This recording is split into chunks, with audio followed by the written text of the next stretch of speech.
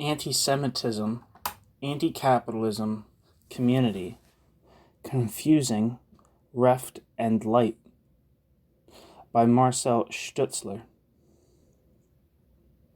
Theorizing anti-Semitism in the framework of critical theory requires relating it to the dialectic of capitalism and emancipation.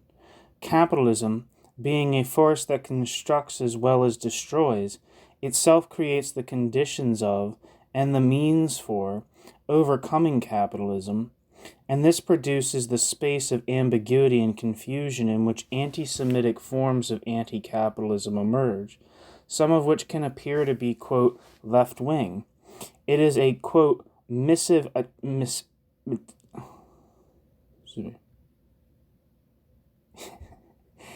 is a, quote, missive mistake, end quote, to assume that, quote, reft and light cannot be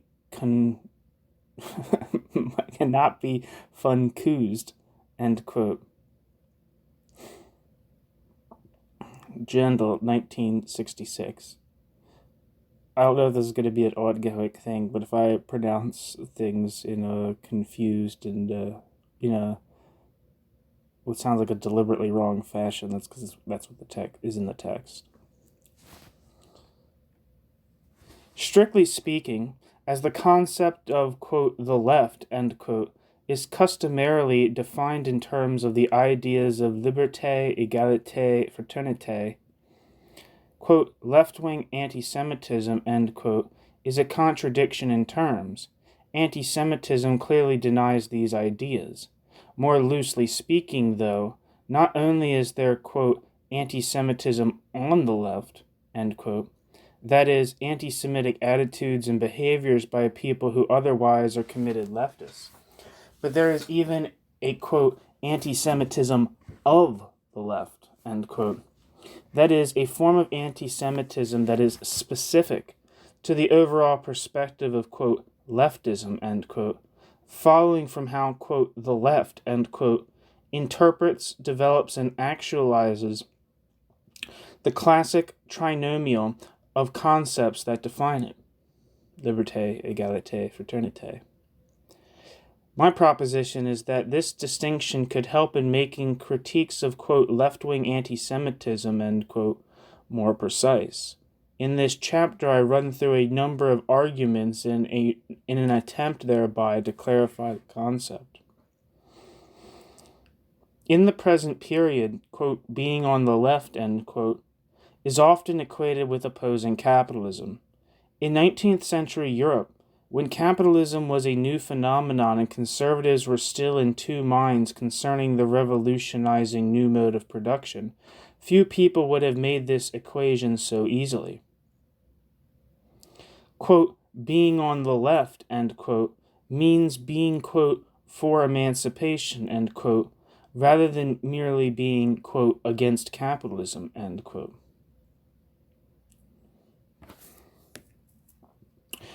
I have a couple footnotes here to read. This chapter draws on several previous publications in which I groped my way towards an argument, the most wide-ranging of which is Stoetzler 2019a. The present chapter is, I would like to believe, conceptually clearer than this article from 2019, but the latter contains more detailed reflections on some particular anti-Semitism disputes, including some that initially got me started thinking on these matters. An earlier version of sections of the present chapter was published in Spanish and in Catalan. Stoetzler 2021, Stoetzler 2022. And 2.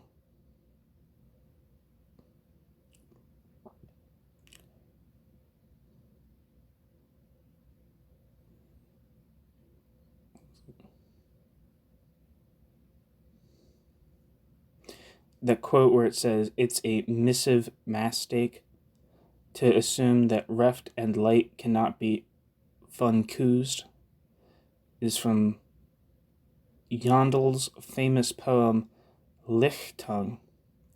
Where this formulation is from seems to be a sarcastic comment on Heidegger and, quote, left-wing, end quote, Heideggerians, end footnote.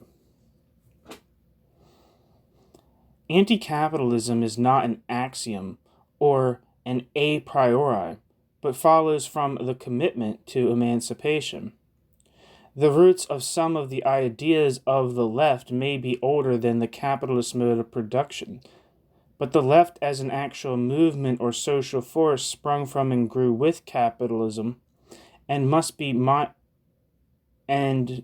the left must be mindful of this link. The left is anti-capitalist to the extent that capitalism hinders emancipation but seeks to exploit the emancipatory possibilities. The left is anti-capitalist to the extent that capitalism hinders emancipation but seeks to exploit the emancipatory possibilities generated by capitalism's corrosion of some of the oppressive and dehumanizing aspects of human civilization writ large.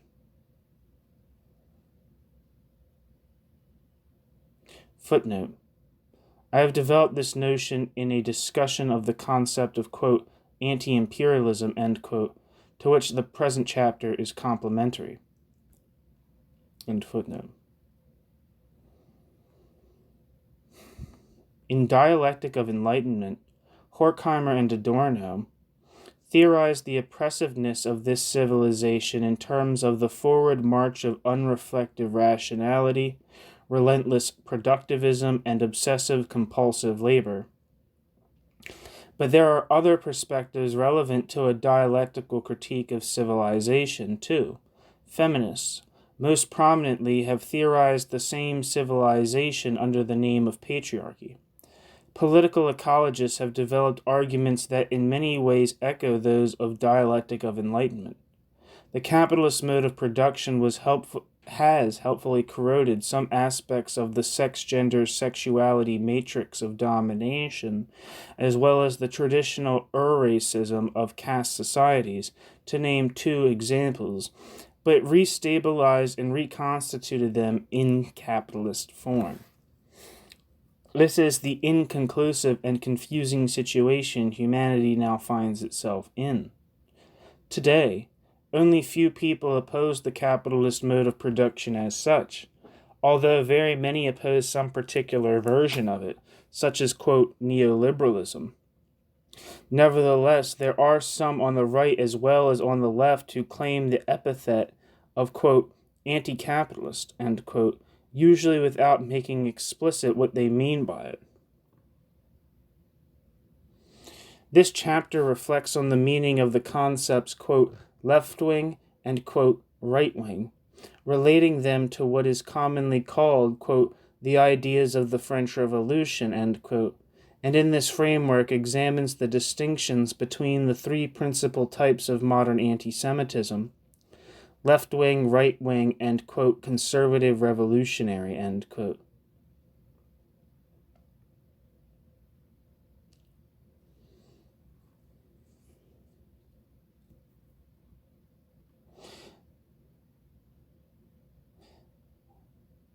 Sorry, I feel like I read that wrong. I gotta reread it. This chapter reflects on the meanings of the concepts, quote, left-wing and, quote, right-wing, relating them to what is commonly called the, quote, ideas of the French Revolution, end quote, and in this framework examines the distinctions between the three principal types of modern anti-Semitism, left-wing, right-wing, and conservative revolutionary.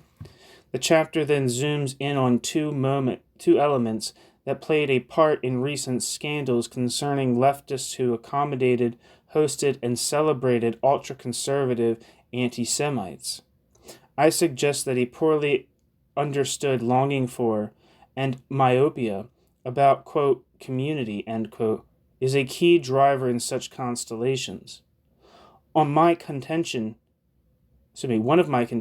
is that, quote, anti-imperialism, end quote, in the sense of the mostly nationalist resistance to the global spread of the capitalist mode of production, constitutes one of the contexts in which contemporary anti-Semitism is a symptom of confusion between, quote, left and, quote, right, while another, indirectly related source of confusion is the ethnicized concept of, quote, community, end quote, inherent in the state-centric, bureaucratic, communalist version of multiculturalism, that is, the modern state's reification and containment of culture. Footnote. By, quote, containment, I mean making an infinite finite in the sense in which Christopher D. Wright in this volume uses these terms. I have discussed the concept of culture in this sense in Stoetzler 2020. End footnote. Central to the argument is the contention that Marx and Engels proposed most prominently in the Communist Manifesto, a dialectical view of capitalism that is not straightforwardly anti-capitalist, and that this perspective can be put to work for theorizing anti-Semitism. Anti-Semitic, quote, anti-capitalists, end quote, who refer by, quote, Jewish capitalism, end quote, to corrosive and exploitative capitalism silently presuppose the possible existence of other, quote, non-Jewish, end quote, benign types of capitalism imagined as productive, harmonious, and peaceful. This means, of course, that their, quote, anti-capitalism, end quote, is not one. Not an anti-capitalism. By contrast, being a left-wing anti-capitalist properly understood means embracing the corrosive effects of capitalism on enduring, By contrast, being a left-wing anti-capitalist properly understood means embracing the corrosive effects of capitalism, the corrosive effects capitalism has on enduring oppressive and exploitative societal civilizational structures that long predate capitalism, such as patriarchy. These, quote, critical or, quote, corrosive ones are exactly the dimensions of capitalism which reactionaries tend to denounce as, quote, Jewish.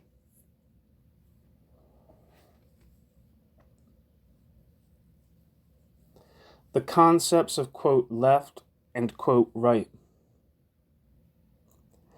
The concepts of left and right, dating from the period of the French Revolution, are usually defined in terms of a commitment to the idea of either the ontologically given as well as normatively desired equality or the natural inequality of all human beings.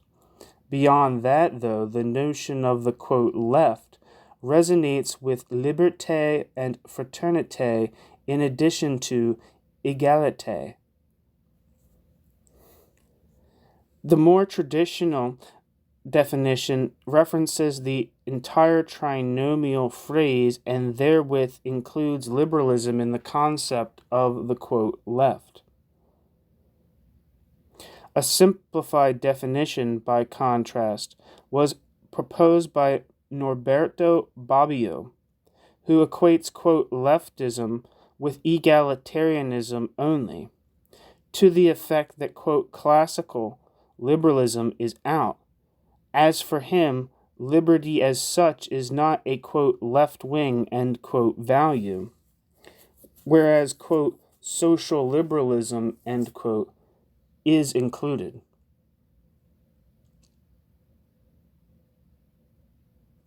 In my view, the full trinomial of liberté, fraternité, égalité,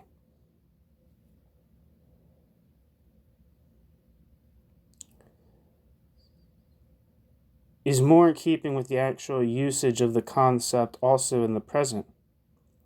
The fact that it is vaguer and contradictory, as it is far from obvious how liberté, égalité, fraternité relate to each other, is a reflection of the reality of its referent, and in this sense a strength rather than a weakness of the concept. Maybe we still talk so much in terms of, quote, left and, quote, right because of its polyvalence, aka vagueness. Although the concept of, quote, the left has, on the one hand, a core meaning in the reference to liberté, égalité, fraternité, it is, on the other hand, also very much a relational, floating concept whose meaning is only loosely circumscribed by these three concepts. There can be a, quote, left within pretty much any group or subcategory of people, as well as within society as a whole. The, quote, Tory left, the, quote, Marxist left, the, quote, fascist left can all be meaningful phrases. This polyvalence is made possible by the fact that different interpretations of liberté, égalité, fraternité, and how they relate, or should relate, to each other, must result in different politics, usually prioritizing one or two elements of the revolutionary trinomial. The leftness of the, quote, Tory left is very different from the leftness of the, quote, Marxist left.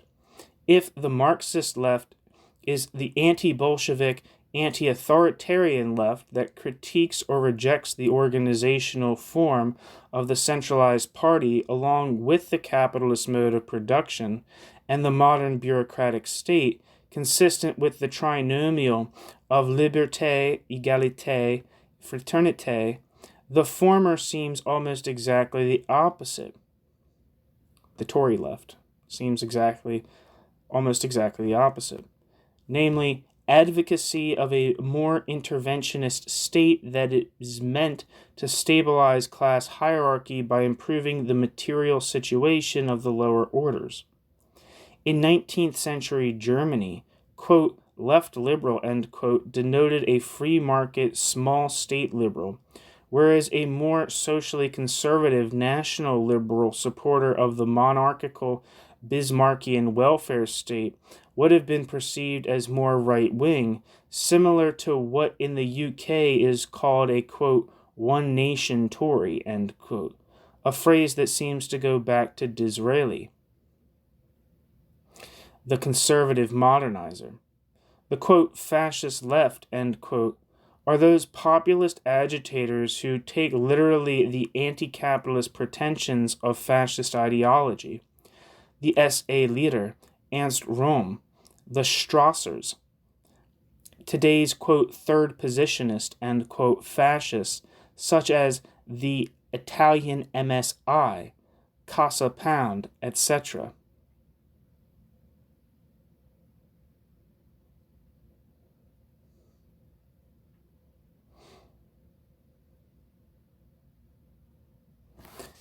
I'm not sure what Casa Pound is.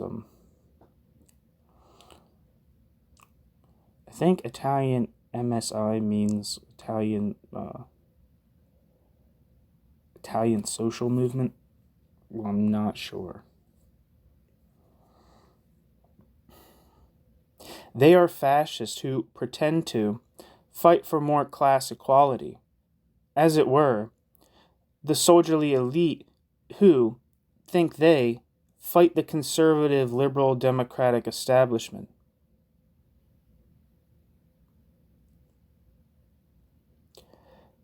The notion of the Labour Party left is particularly complicated. It makes little sense when leftness is defined in terms of all three of liberté, égalité, fraternité.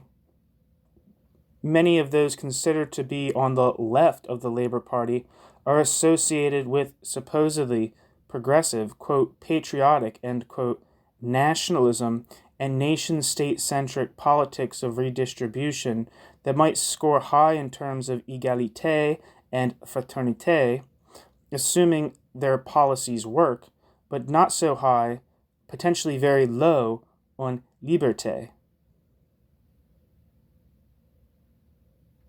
Somewhat paradoxically, a stronger commitment to statism counts in this context usually as more, quote, left-wing, not less. In the context of social democratic political parties, The definition of leftness in terms of egalitarianism alone, as proposed by Bobbio, seems therefore more appropriate as it allows direct comparisons. Politician A is, quote, more left-wing, end quote, than politician B because A is more strongly committed to state-mediated redistribution. Scores high for égalité and fraternité. B might perhaps be more strongly and explicitly opposed to the politics of clerical ultra-conservatives and other conservative revolutionaries, scores higher for liberté, but would not be perceived as, quote, left-wing, end quote, in this context.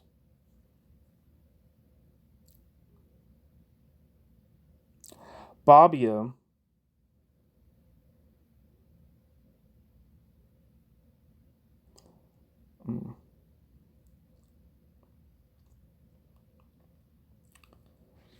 I've got some footnotes here to read that I missed.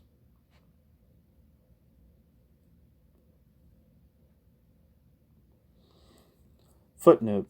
The plebeian Nazis found out the hard way that their Führer had other ideas when they met their death in June 1934. Lipset named Peronism as the paradigm of left-wing fascism.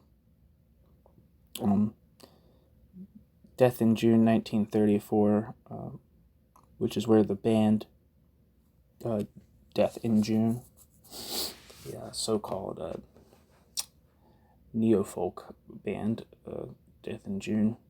That name comes from The Light of the Long Knives, where basically mass murder of SA members in the Third Reich who had become problematic for the newly founded Nazi state.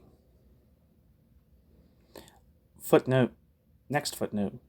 There is a small anti-authoritarian tendency among the, quote, labor left, relatively vocal during the Corbyn years. But anti-authoritarianism, a socialist interpretation of liberté, égalité, fraternité, that would include anti-nationalism and anti-statism, does not define how the phrase the labor left is commonly used.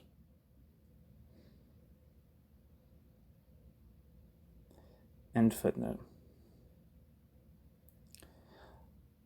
Bobbio, the Weberian sociologist who proposed the narrower definition, himself a supporter of center-left social democracy, argues that the, quote, camps, end quote, of left and right consist, quote, on the one hand, of people who believe that human beings are more equal than unequal, and on the other, people who believe that we are more unequal than equal, end quote. Conventionally represented by the philosophers Rousseau and Nietzsche, respectively. Quote, the same degeneration which created inequality for Rousseau created equality for Nietzsche, end quote. Quote, the egalitarian condemns social inequality in the name of natural equality, and the anti-egalitarian condemns social equality in the name of natural inequality, end quote. In practice, the two camps assess differently, quote, what is relevant to the justification or repudiation of discrimination, end quote.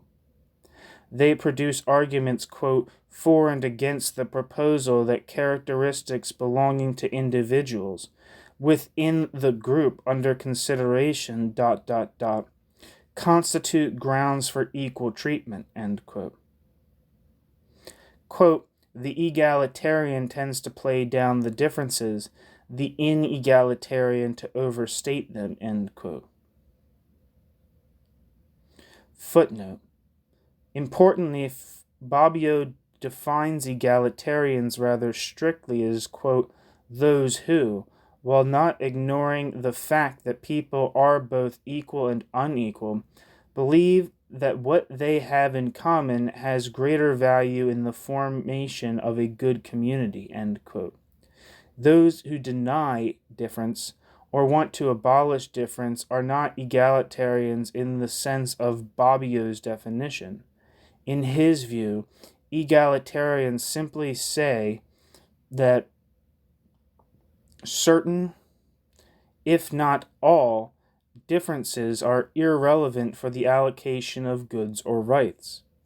Therewith, Bobbio has unintentionally defined such a phenomenon as, quote, left-wing anti-Semitism, end quote, out of existence, since Bruno Bauer, anti-Semitic egalitarians and Democrats wanted to dissolve and destroy the differences of certain others that seemed to them as obstacles to progress, against which Marx was the first to propose what Bobbio presupposes, deliberate indifference to difference. The assertion that difference does not matter and should not stand in the way of equality. In Bobbio's definition, though, the Bruno Bauers are not in fact egalitarians, and therewith not, quote, on the left, end quote. Hence they are not our problem. He solves the problem by way of tweaking the definition, i.e. through logocentrism, rather than dialectical historical analysis. In my view, it is more helpful to accept that egalitarians can be anti-Semites, and that egalitarians who disregard liberté are not, quote, on the left, end quote, strictly speaking. The revolutionary authentic left aims for equality/fraternity on the basis of liberty.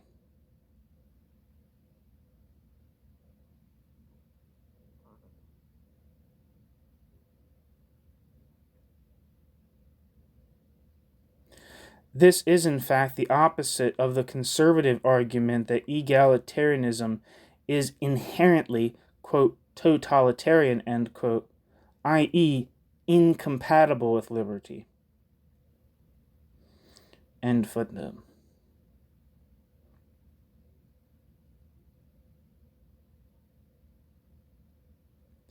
The British discourse on anti-Semitism in the Labour Party, for example, can in this perspective be addressed as a cause of, quote, anti-Semitism, a case of, quote, anti-Semitism on the left, end quote.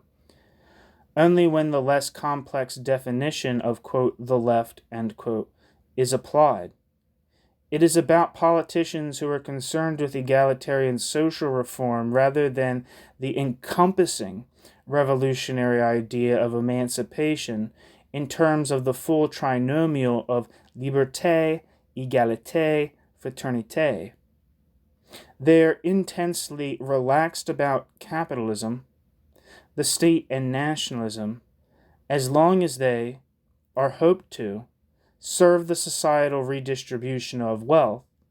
This means that they attempt to pursue égalité by sacrificing liberté, denied by the nation-state and its border regimes, as well as national culture's clampdown on transcendence by making culture static, i.e. static, and fraternité, denied by capitalism's reliance on reproducing class antagonism and exploitation. It is therewith also perhaps not too surprising that they are, like Ferdinand Lassalle, back in the post-1848 period, not entirely disinclined to having friendly ties to modernizing ultra-conservatives who they misperceive as populists like themselves, as when they refer to Hamas functionaries as, quote, friends, end quote. Famous clip on of Jeremy Corbyn referring to Hamas and Hezbollah as friends. As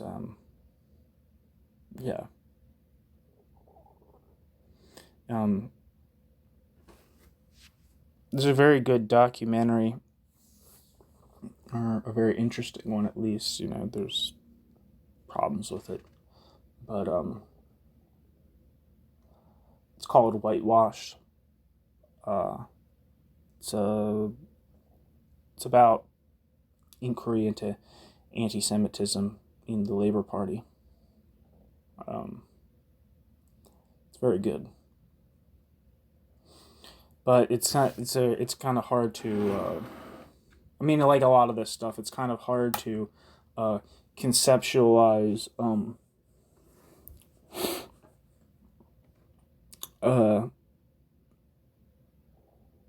Never mind. I was going to say it's a little hard to understand it unless you understand that large parts of what constitutes left anti-Semitism today is apologetics for Islamist terror groups that are anti-Semitic. That's a big component of it. Someone can be completely, at least, to their own understanding, completely, unprejudiced in their lives towards, Jews as Jews, so-called, quote, Jews as Jews, end quote. While simultaneously supporting groups who do not share that view at all.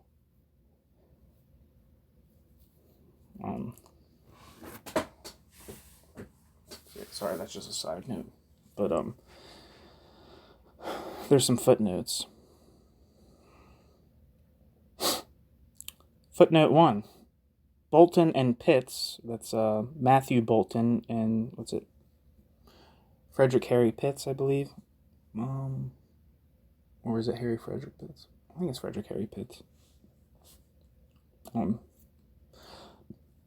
Demonstrate the overlap between Corbynism and, quote, blue labor, end quote, which I would describe as a form of, quote, lowercase, end quote, socially minded conservatism. This conservative strand of the Corbyn coalition was difficult to be reconciled with its anti-authoritarian, genuinely left-wing elements. End footnote. Footnote. Next footnote. By populism, I mean the perspective that replaces differentiated class analysis by an assertion of a conflict between the, quote, people, end quote, and some kind of elite, central to fascism, but by no means exclusive to it. To the extent that ultra-conservatives or reactionaries defend or want to reinstate some traditional form of elite, clerical, for example, they are not populists. End footnote. Applying this definitional reflection to the current anti-Semitism disputes may help clarify what we actually mean when we talk about, quote, left-wing anti-Semitism, end quote. Anti-Semitism of the left, proper, genuinely left-wing anti-Semitism, could be defined, first of all, as an anti-Semitism that presumes that there is something in the essence or spirit of, quote, the Jews, end quote, that makes them impediments to the pursuit of the ideas of the French Revolution. The Jews are by their nature supporters of the status quo or even of reaction. Footnote. This could be distinguished from, quote, anti-Semitism on the left, end quote. That is, the theoretically less interesting case of leftists saying anti-Semitic things that contradict their leftism. The litmus test is perhaps whether they can be talked out of it with the help of their own left-wing arguments. End footnote.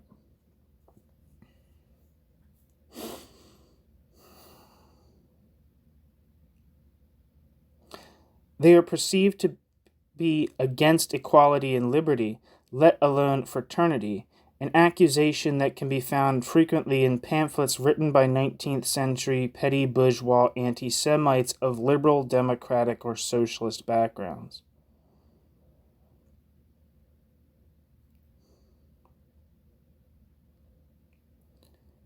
Footnote. This is a central theme of Hannah Arendt's discussion of anti-Semitism in the first part of The Origins of Totalitarianism, especially the chapter on left-wing anti-Semitism, leftist anti-Semitism. End footnote.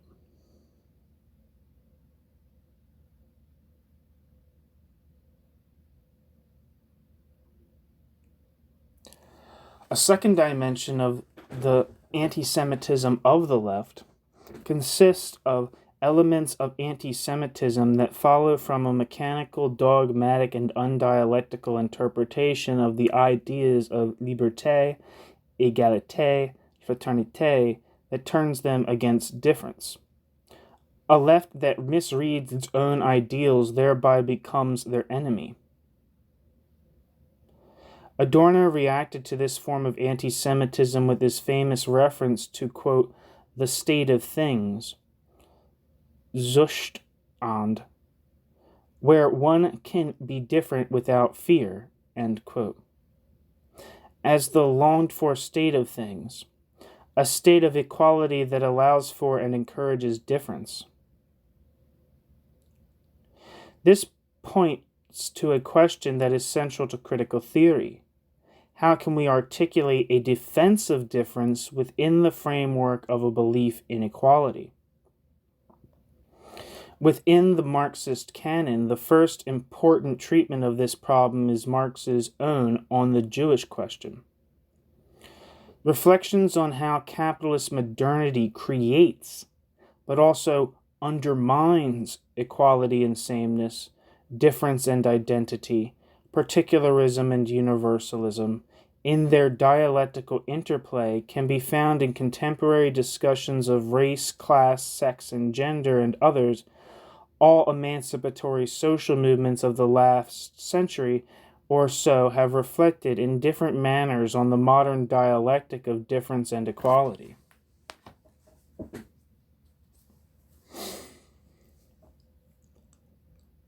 Critical theory links this dialectic to that of the commodity form, which produces the totalizing dynamic characteristic of modern society whose chief mechanism of mediation it is.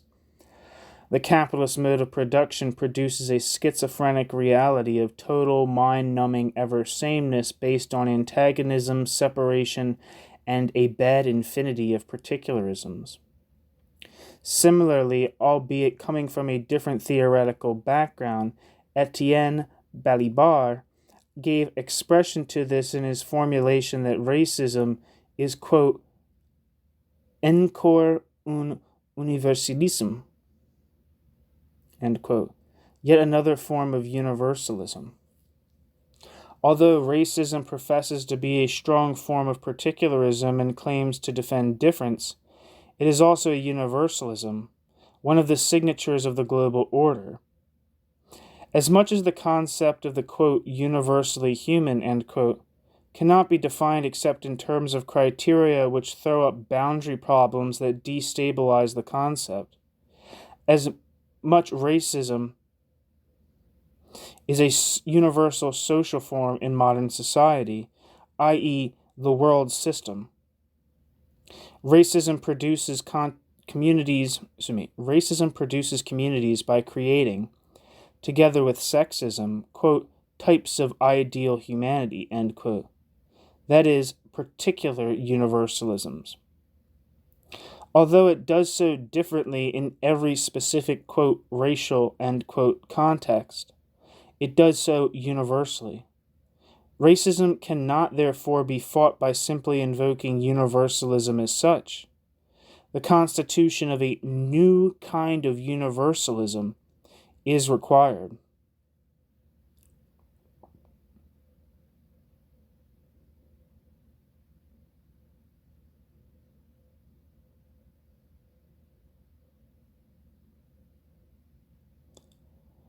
Leftism that turns against difference or even makes one fearful of being different is, historically but perhaps also logically, first of all, nationalist, before it is racist or anti-Semitic.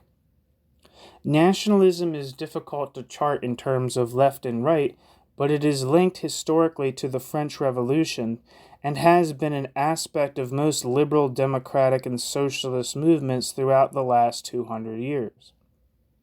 Factions of the left have often assumed that building the nation will deliver legal equality, welfare, and dignity for all its members, underestimating in the process the problems involved in saying who these members are or or should be.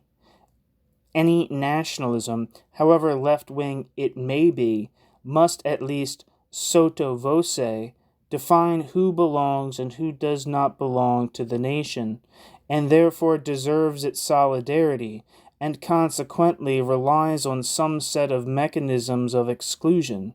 You cannot have a nation without borders and boundaries.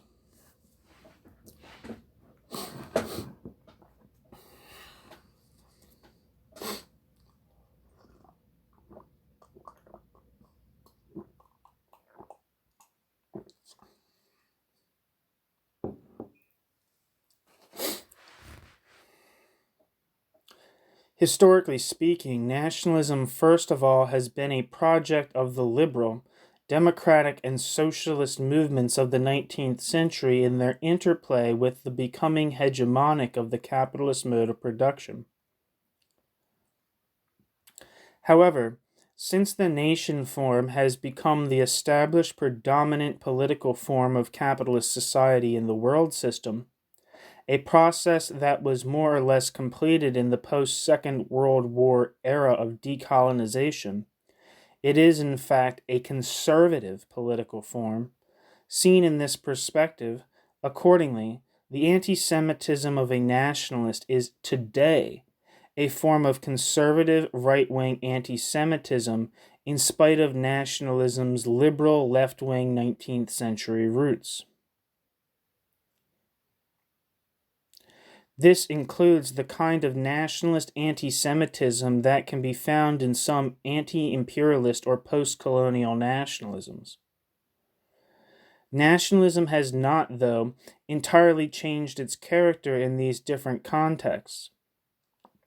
It seems rather that, quote, left and, quote, right, progressive and conservative, fail to function as classificatory categories in the case of a political form, the nation, that is fundamentally ambiguous.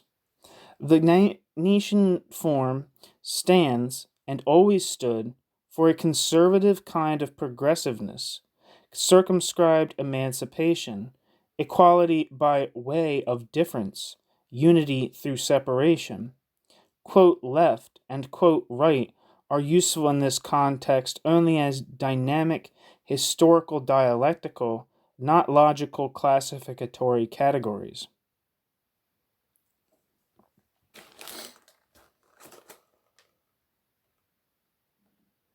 Quote, conservative defensive anti-Semitism, end quote, versus, quote, liberal democratic and socialist anti-Semitism, end quote. In terms of its social content, the messy phenomenon of anti-Semitism can be broken down into three principal types. The first type is the, quote, conservative defensive anti-Semitism, end quote. It aims to defend an established order of domination and exploitation from rising newcomers who want to join and potentially transform it. This is, in the first instance, the kind of anti-Jewish snobbery that is practiced in upper-class circles as a conventional means of bonding and boundary maintenance. It has none of the characteristics of being a quack medicine meant to soothe grievances about capitalist modernity. Those who do not suffer the grievances do not need the medicine. Especially before the consolidation of the capitalist mode of production as the core element of the ruling order, it would have contained elements of conservative, anti-modernization, anti-capitalism. whereas thereafter such elements could have been downgraded to merely rhetorical flourishes or, quote, traditionalist, end quote, coquettishness.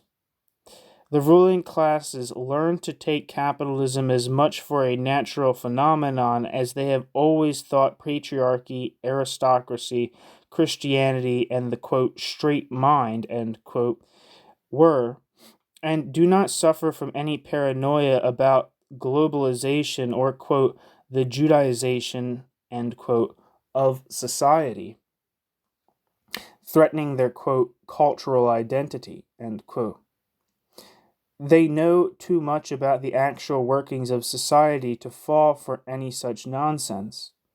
As their anxiety levels are usually much lower, the anti-Semitism of the established elites generally also lacks the systematic viciousness of modern genocidal anti-Semitism. A footnote. By nationalism, I mean the idea or demand that the territorial unit of the state ought to be congruent with a cultural unit, often nominally defended in terms of language, but loaded with much more than that, especially ideas about sex and gender. It is, quote, progressive, end quote, i.e., functional to capitalist progress, inasmuch as it creates its creation of borders, brings people together into communication, helps build all kinds of disciplinary institutions, and therewith is, quote, educational, end quote. End footnote. The second type is the, quote, liberal, democratic, and socialist anti-Semitisms, end quote.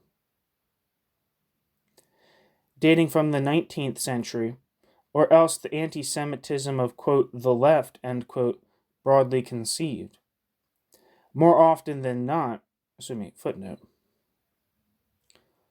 The phrase, quote, left-wing anti-Semitism, end quote, may refer to, quote, anti-Semitism on the left, end quote, rooted in the wider social milieu or national context of a left-wing individual, or, quote, anti-Semitism of the left, end quote, that is, anti-Semitism that is, quote, left-wing, end quote, in itself. In practice, a left-wing racist or anti-Semite may be both a racist in spite of being a leftist, and because of being a racist anti-Semite, and because of being a racist anti-Semitic kind of leftist. In other words, on the one hand, a particular individual who is predominantly a leftist may, at the same time, also be a bit of a conservative or a reactionary, whereas on the other hand, his or her leftism may be of the unreflective, mechanical kind that in itself has a racist dimension. End footnote.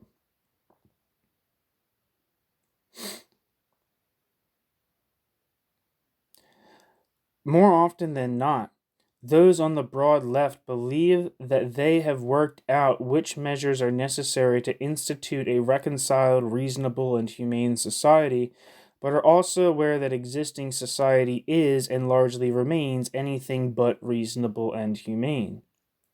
Footnote. Conservatives, by contrast, tend to be more relaxed about living in an imperfect, unequal, and unjust society, as they believe this to be, quote, natural, end quote, and are correspondingly more inclined to muddle through than work out a grand plan.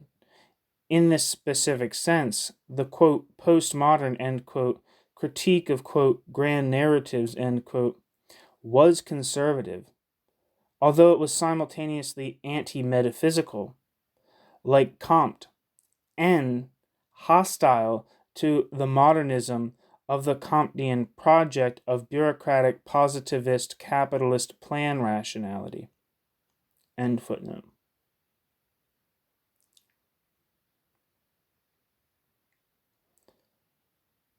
Belief in plans and programs can become problematic when the believers find themselves in positions of power. The more they have put into practice their respective programs without, though, achieving the desired results, the more they need a culprit to explain the failure. Footnote. As long as, quote, the left, end quote, neglect to abolish the capitalist mode of production, the state, and patriarchy, failure is inevitable, and the search for culprits and traitors is a feature rather than a bug. Conservatives, again, have it much easier. They don't see a big problem, hence do not devise a big plan, and ipso facto cannot fail. End footnote. Antisemitism is in this context an attempt to explain the failure of post-1789 modernity. Liberalism, capitalism, republicanism, democracy, socialism, to usher in a new Jerusalem. Blaming it on the old Jerusalem is an obvious and convenient solution. Again, depending on historical context, liberal, democratic, and socialist anti-Semitism comes in variations.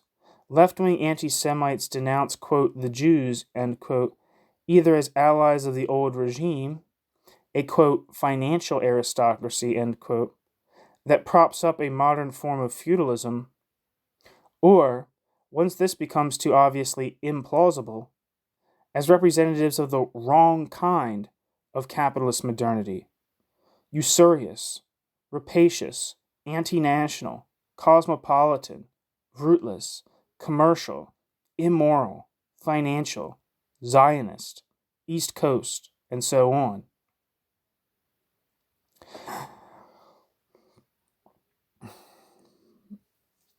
Although a 19th century phenomenon, liberal, democratic, socialist anti-Semitism inherits pre-modern anti-commercial ideologies that depicted, quote, usury, the, quote, sterile begetting of money off money, as immoral and found acceptable only wealth that was earned the sweaty way from working in the fields and workshops.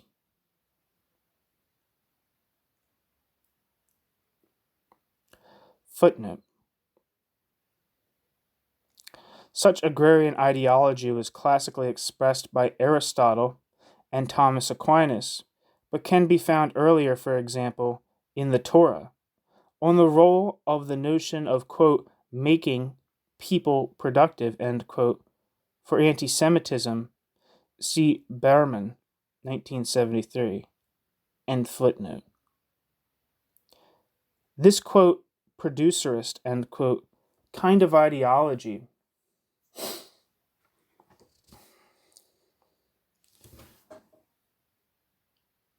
that is central to the ideology of the bourgeois revolution,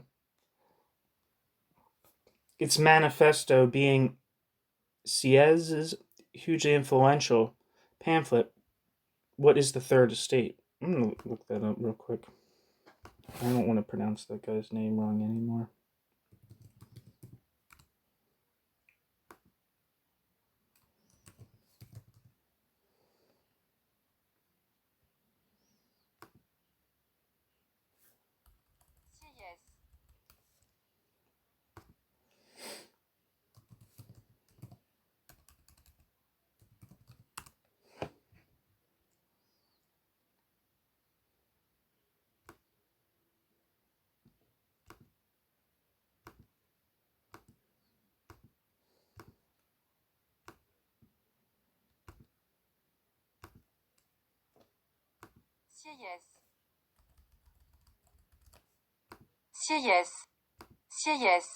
Sieyès.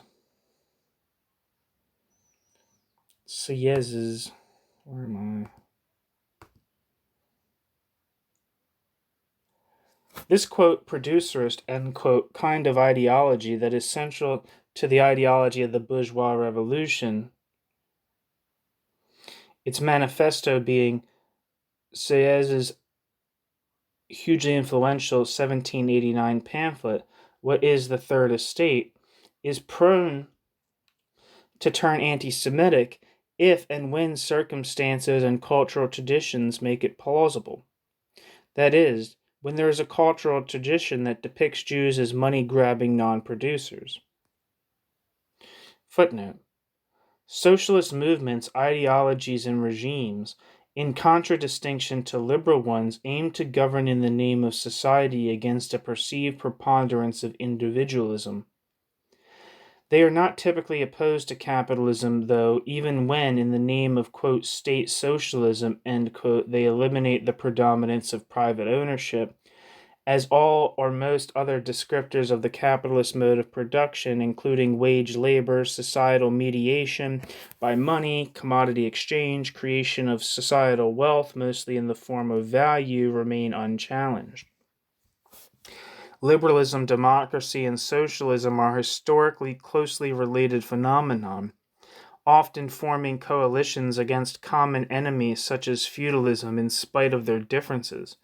The shared capitalist nature of all liberal, democratic, or socialist projects is central to their inevitable failure to realize their goals, and therewith also their need to blame this failure on a supposedly external factor, such as the, quote, Jews, end quote.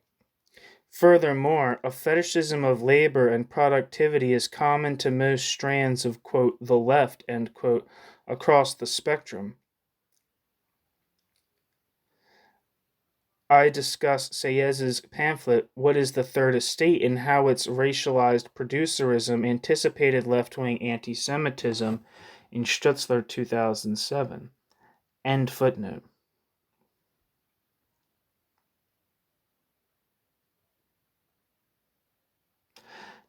Depending on historical... Oh shit, one second.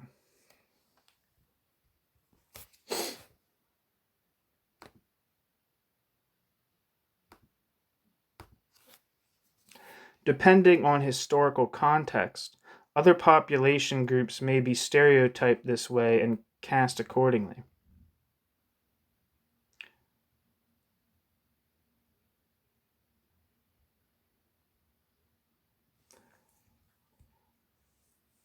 These two types of anti-Semitism are opposed to each other in their commitment to the concepts of equality and inequality,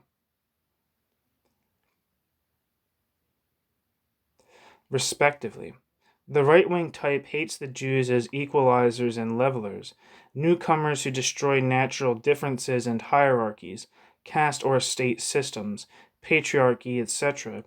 The left-wing type sees the Jews as standing in the way of a more equal, emancipated, fair, and just society. Rather than melting into the modern, quote, society of equals, end quote, a notion that in the 19th century was shared by liberal, democratic, and socialist traditions that differed mostly in their ideas about how to get there, quote, the Jews, end quote, it was thought, stubbornly remained allies of the old regime of the aristocracy. In the 20th century, leftist anti-Semites would see, quote, the Jews, end quote, allied to whichever social forces appeared to them as the reactionary aristocracy's inheritors. Imperialism, the United States, cosmo-metropolitan elites, or others. The internationalism, or more precisely, pre-nationalism, of the European old regime aristocracy, the principal enemy of the left in 1789 and through much of the 19th century, reverberates in the globalism of capitalism as imperialism. Footnote. It helps here to keep in mind that the current social order is not simply the result of one ruling class being overthrown and replaced by another. Rather, it takes the form of a system which has developed a most sophisticated form of class exploitation into its central operating mechanism, but has also subsumed classes themselves, as they existed before capitalism, entirely under its dynamic totality, reproducing rather than growing to the reprogramming rather than going through the trouble of overthrowing or dissolving them.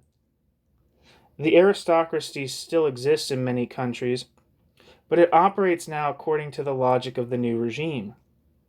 The anti-Semitic slogan of the Jews as the, quote, new financial aristocracy, end quote, implying that the revolution was a con, both reflects and obscures the fact that the new society is the old one, just working in a different key. End footnote.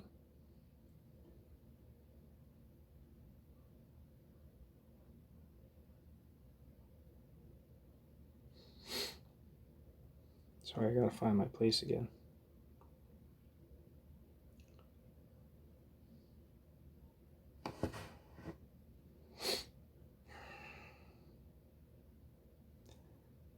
Where the hell's the number?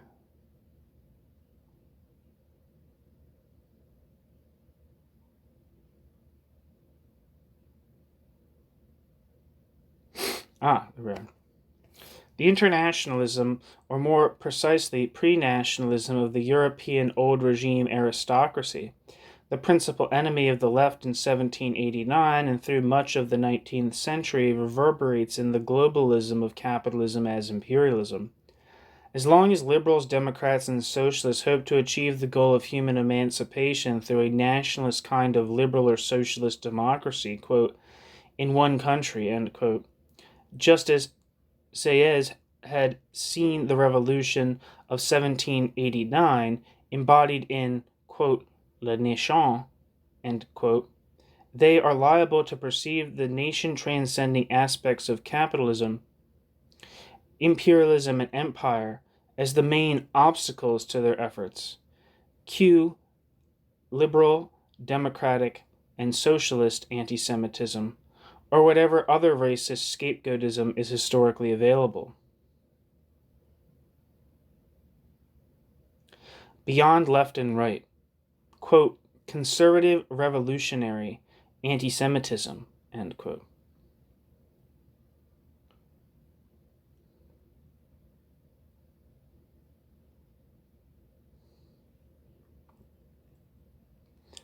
I fucking hate when people use abbreviations for words. I don't like it. Just spell the whole goddamn thing out.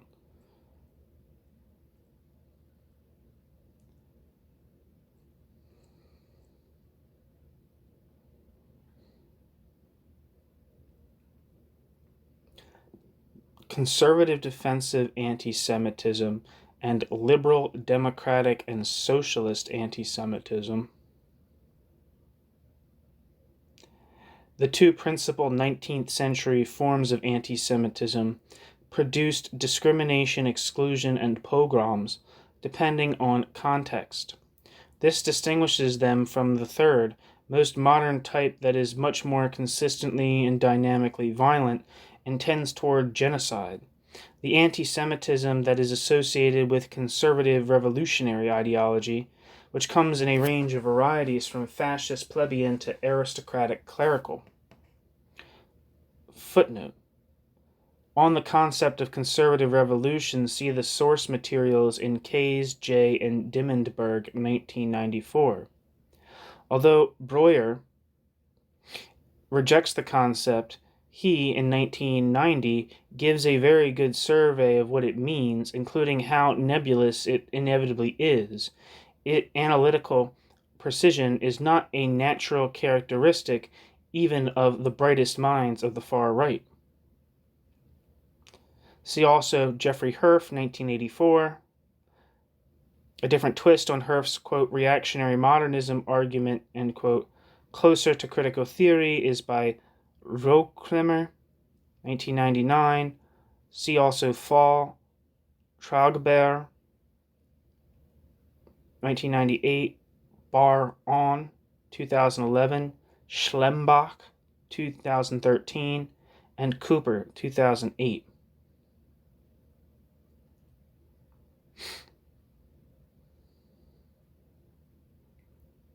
End footnote.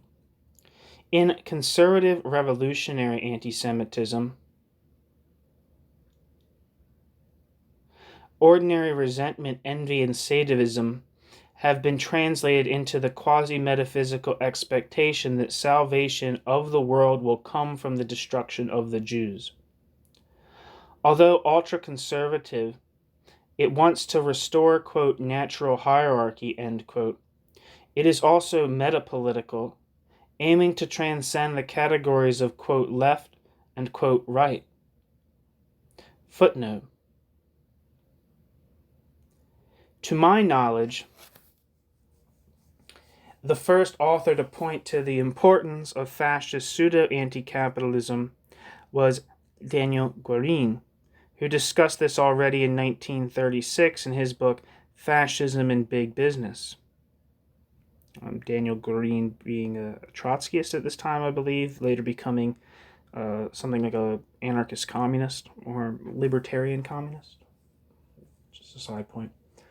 Guérin's book is much more perceptive and multifaceted than its title suggests.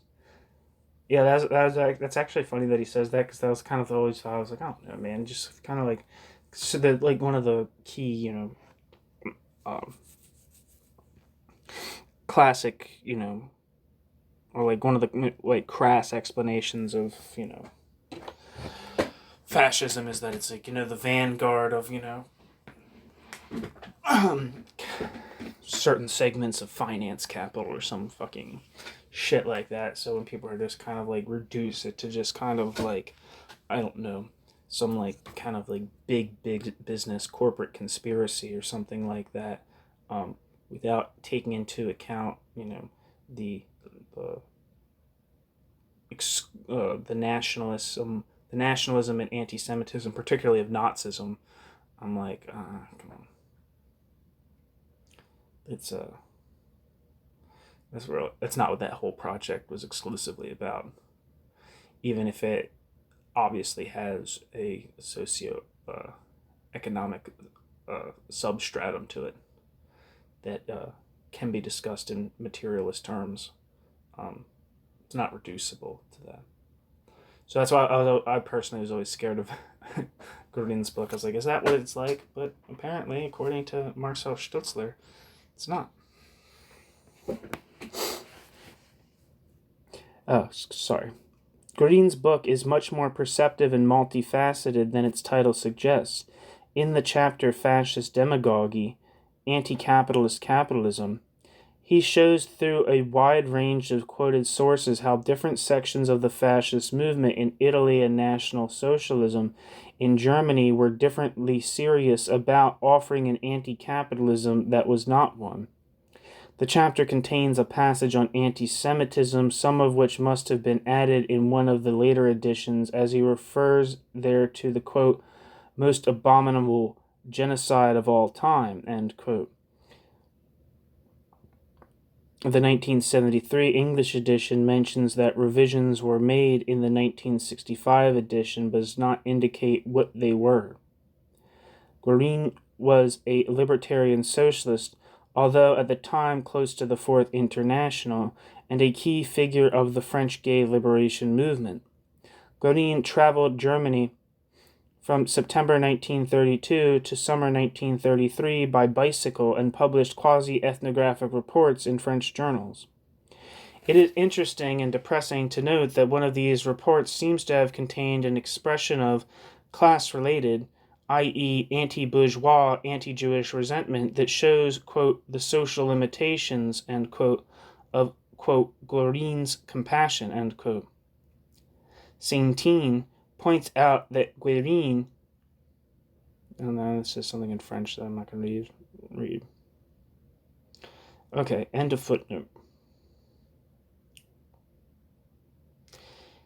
Its anti-bourgeois, anti-liberal, and seemingly anti-capitalist aspects have always confused and attracted some of those on both, quote, the left and, quote, the right, broadly conceived. Conservative revolutionary anti-Semitism, that is. The anti-Semitism of the first two types, conservative defensive anti-Semitism and, liberal democratic and socialist anti-Semitism, has been described as a, quote, cultural code, end quote. A code, by definition, stands for something else. The snobbish conservative and liberal democratic socialist antisemitisms point to a larger agenda that has nothing intrinsically to do with Jews. Hating Jews is a sign of distinction, a badge of honor, or a signifier, signaling a commitment to this or that social and political agenda. By contrast, the more modern, 20th century revolutionary, ontological, utopian, eliminatory, cosmological, apocalyptic, eschatological anti-Semitism is cut from a different cloth. It does not, quote, stand for, end quote, anything else. It is what it is. Genuine, raw, visceral hatred that has its own rationality, energy, and logic.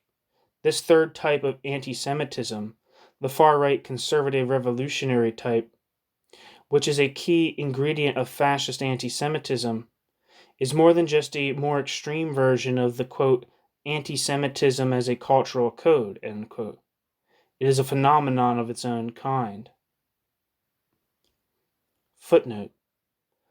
On the other hand, though, the fact that some individuals do cross over from the latter to the former may suggest that the metapolitical virus is already built into the, quote, anti-Semitism as cultural code, end quote. There is perhaps a hidden code within the code. End footnote. Genocidal and eliminatory anti-Semitism, the full-blown Nazi variety, is part of the modern conservative revolutionary reaction to modernity. Failure to distinguish it from the more ordinary forms, evil, damaging and repulsive as they are, amounts to relativizing or downplaying, if not denial, of the Holocaust. Footnote.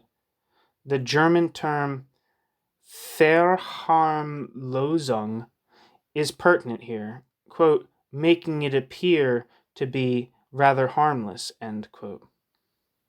End footnote.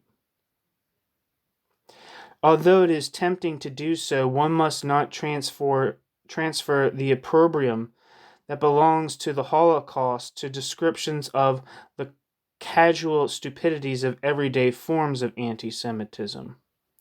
Footnote. The genocide of the Holocaust is not simply the fully developed form of an anti-Semitic Twitter meme in the way the oak tree is of the acorn. End footnote.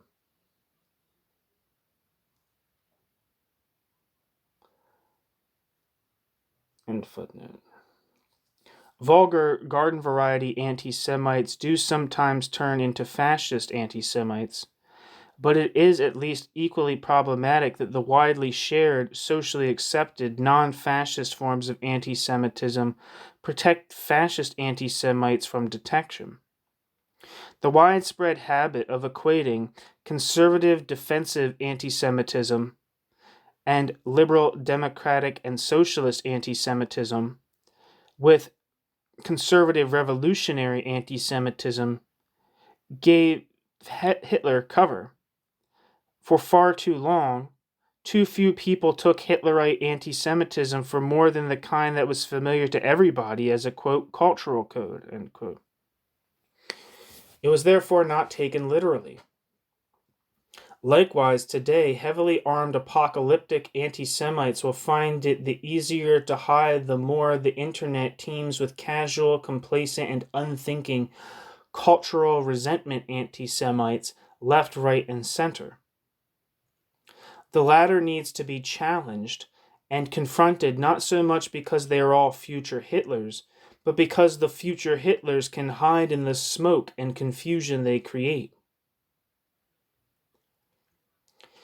Radical anti-Semitism, the kind that is more than a, quote, cultural code, end quote, is metapolitical. Quote, metapolitical, end quote, denotes a move away from or beyond party politics and the framework of nation-states towards the level of culture, quote, race, or civilization. The term seems to have been coined by Ernst Nolte in Three Faces of Fascism, published in 1966. End footnote.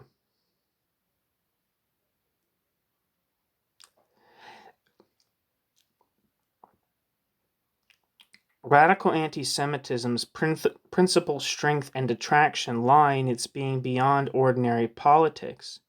It connects to and invites the opposite side. The ambiguous meaning of the word, quote, socialism, end quote, in its name was crucial to the success of National Socialism, as it allowed the party to reach out across class divides. At the same time, the word, quote, national reduced the ambiguity of the, quote, socialism, end quote, to a safe minimum. Hitler was perfectly clear that his was a community-based socialism, quote, the German way, end quote. That is, without the corrosive Jewish Marxist talk about class struggle. Importantly, this was not, quote, code, end quote. It was what it was, singularly brutal and eliminatory. This puts it into a category all its own. Nevertheless, it also belongs into the much wider category of nationalist socialisms that affirm the capitalist mode of production, but claim to be, quote, anti-capitalist, end quote, in their rejection of some aspect of capitalist circulation and reproduction. For example, I don't know why I'm saying for example, greedy, immoral bankers who behave like locust swarms and so on, and seek a solution to the, quote, social question, end quote, at the level of the nation state. The more eccentric side of Nazi ideology, its cosmic racial civilizational metapolitics, seemingly contradicts its more prosaic register of extreme, quote, palingenetic, end quote, i.e. rebirth nationalism. But the latter was both the basis of the former and the default fallback option when the cosmic ambitions hit the buffers. The Nazis' National Socialism is simultaneously unique and representative of the genre. There are many forms of nationalist socialism. They are as current and popular as ever.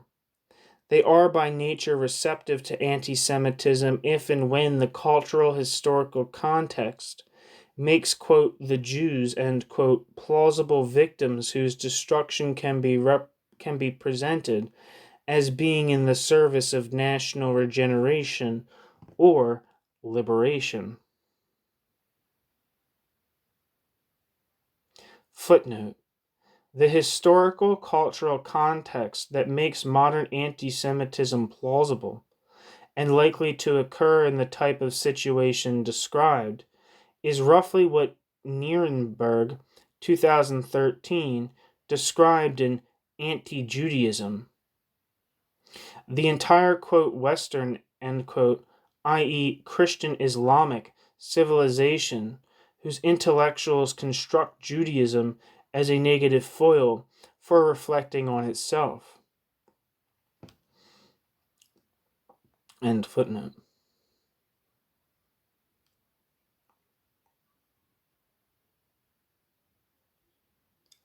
Conservative versus corrosive capitalism.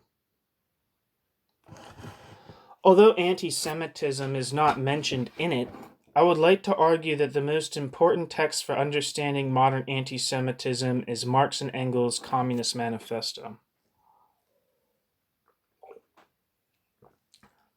Its first section sets out with relish why the ruling classes of Europe had to fear capitalist modernity that increasingly, whether they liked it or not, was becoming the material basis of modern domination and exploitation, in which they could only adopt or be swept away by.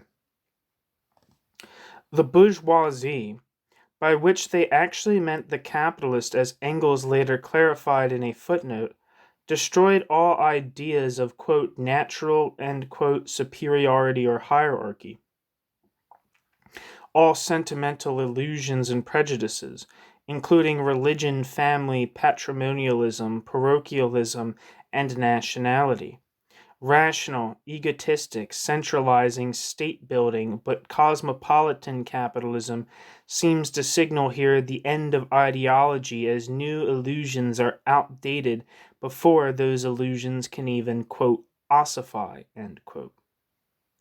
Communism appears as a, quote, specter, end quote, a conspiracy of shady, isolated, radical individuals, only to those who fail to see it as the product of the dialectical dynamics of bourgeois society.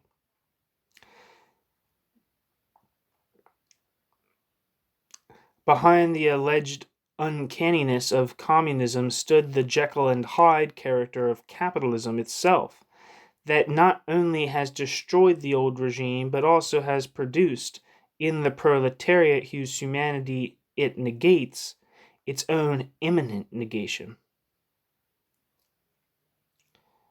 Footnote. This argument, very condensed in the manifesto, is first developed in the German ideology. Lenin echoed this train of thought on the concluding pages of The Development of Capitalism in Russia, in the section titled, quote, the, quote, mission, end quote, of capitalism, end quote, where Lenin asserted that, quote, recognition of the progressiveness of, bracket, the historical role of capitalism in the development of Russia, end bracket, is quite compatible, with the full recognition of the negative and dark sides of capitalism, end quote. Lenin attacked the Narodniki for claiming that, quote, an admission of the historically progressive nature of capitalism means an apology for capitalism, end quote, thereby making invisible its contradictions. Lenin briefly mentions the, quote, increase in the productive forces of social labor, end quote, and then goes into much more detail on, quote, the socialization of that labor, end quote, which he defines quite broadly. Apart from all the usual suspects, expansion of production, centralization, mobility, urbanization,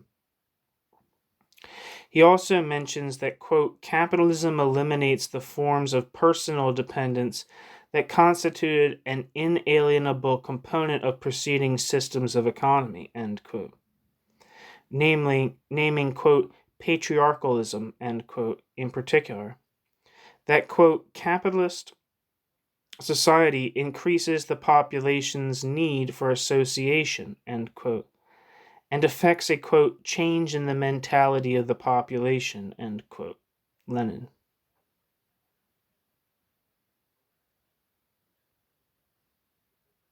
End footnote. The remainder of the manifesto elaborates on the notion that communism is not that specter-like conspiracy, but the light-as-day consequence of the bourgeois order, and lays out what the communists should avoid being: nationalist, sectarian, secretive, positivist, authoritarian. The communists only need to abolish institutions that are, in their bourgeois form, chimerical already, such as property, nationality, and family. The latter are the specters. They hardly exist. No mystery here, no secret blueprint, no conspiracy. The rejection of conspiratorial politics was one of the hallmarks of Marx's politics throughout his life.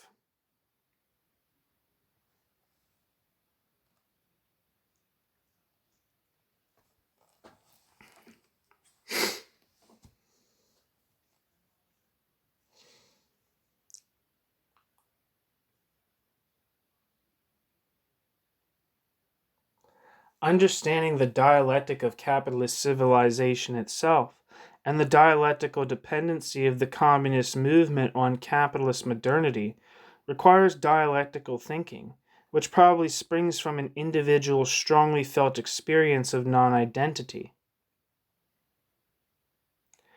In a world that sees identities everywhere, admitting non-identity is hard to do.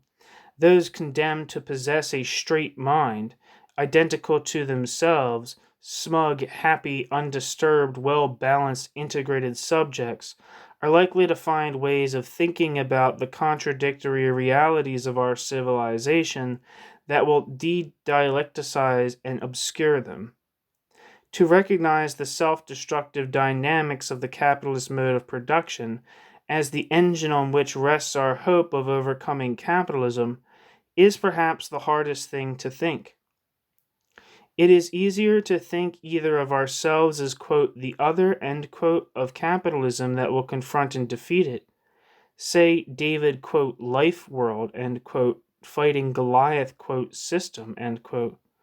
Or else to confront bad, bureaucratic, quote, iron cage, end quote, alienating, greedy, from the standpoint of good, heroic, ethical, fair trade, productive, creative capitalism. Robbed of its dialectical dynamics, thinking becomes dichotomous. The third section of the manifesto consists of a roll call of contemporary socialisms, all of which are censored for lacking a dialectical understanding of capitalism and capitalism's overcoming. A closer inspection would show that quite a few of those at the receiving end of Marx and Engels' polemic also showed elements of anti-Semitism, the, quote, socialism of fools, end quote. Footnote. The manifesto, first published in early 1848, does not engage with anti-Semitism, which probably did not seem like an important enough dividing line at the time. Marx had famously called out and challenged Bruno Bauer's opposition to Jewish emancipation 4 years earlier in his review essay of 1844 on the Jewish question. Engels later, in 1877, devoted one of his most influential books to a comprehensive critique of the socialist philosopher Eugen Dühring, whose anti-Semitism Engels mentions in passing. Like Bruno Bauer in the 1860s, Dühring became, in the 1880s, one of the most radical anti-Semites of the time. Although Marx and Engels did not develop an actual critique or theory of anti-Semitism, it is arguably no coincidence that some of those against whom they directed their fiercest polemics were or became key figures of political anti-Semitism. End footnote. In a world that has the nation-state for one of its principal political structures, benign, productive, harmonious, all-round enriching capitalism is most easily imagined as a nationalist form of state capitalism, what presumably most people think of as, quote, socialism, end quote. Anything national, though, can easily tip over into its racial complement. Depending on context, capitalism with, say, German characteristics can morph into, quote, Aryan capitalism and back, and needs to define itself against the foil of French, English, Yankee, or Jewish capitalisms, as the case may be. The dichotomy between, say, a German and a Jewish, quote, kind, end quote, of capitalism, the German capitalism, concrete and wealth-creating, quote, schaffend, end quote. Jewish capitalism, abstract, exploitative, and value-appropriating, quote, raffend, end quote, is one of the elements of continuity that linked the anti-Semitism of 19th century German liberals such as Gustav Freytag or Heinrich von Treitschke, and that of socialists who dreamed of harmonious national capitalist development, such as Eugen Dühring to Hitler's. Footnote.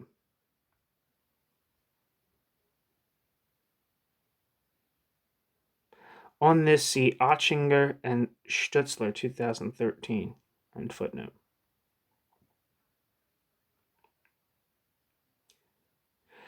Without a concept of capitalism that differs from that which underpins anti-Semitic, quote, anti-capitalism, end quote, it is impossible to argue that the latter is either not an anti-capitalism at all or not one that might lead to emancipation. Marx spent the 2 decades after 1848 to develop such a concept. The helplessness of most liberals and socialists in dealing with anti-Semitism in their own ranks stems not least from their lack of a theoretically grounded critical concept of capitalism with which to debunk the anti-Semite pseudo-anti-capitalism.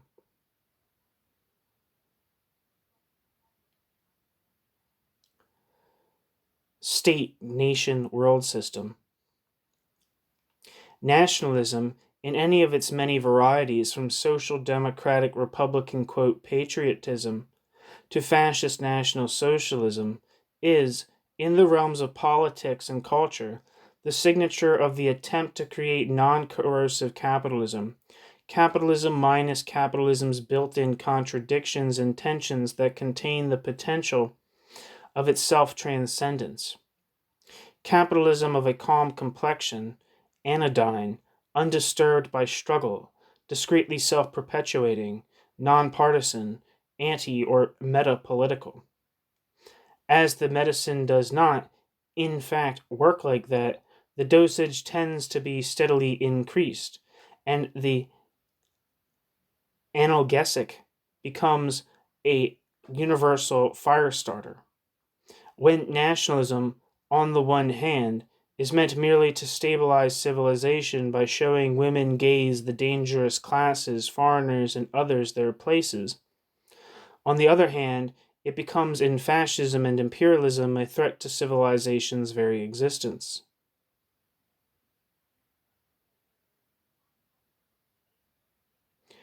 The modern state is constituted and reconstituted continuously by capitalist world society itself, whose political form the state system is. The modern state system and the capitalist world system are different dimensions of the same historical constellation.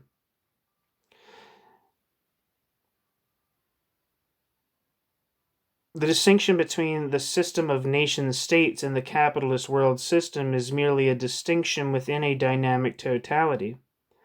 That is, a totality whose different elements are mutually constitutive and obey the same dynamic force that governs everything within the constellation. For this reason, it is misleading and politically a dead end to assume that the national state can be an instrument for, fighting back, against the world system. It is an aspect of that system itself. One must avoid fetishizing the distinction between the individual state and the global system. This is difficult because anyone who can perceive the obvious ugliness of global capitalism is susceptible to being mobilized, often in good faith, to defend the national state from the global capitalist onslaught as the nation state speaks to its particular constituents as its nationals. This is a reality, but one that must not be taken at face value. Accepting being addressed in this form means potentially also accepting the drift towards fascism, or at least will undermine any effective resistance.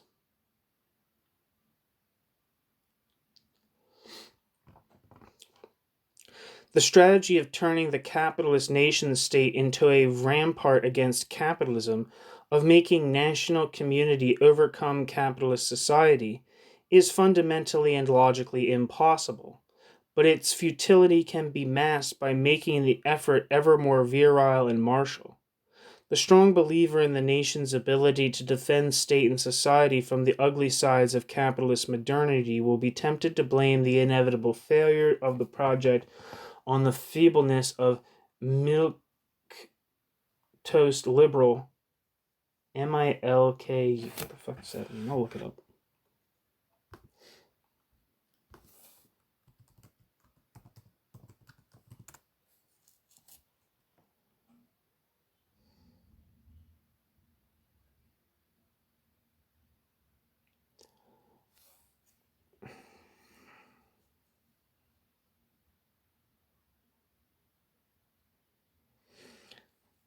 A milquetoast is a timid or feeble person.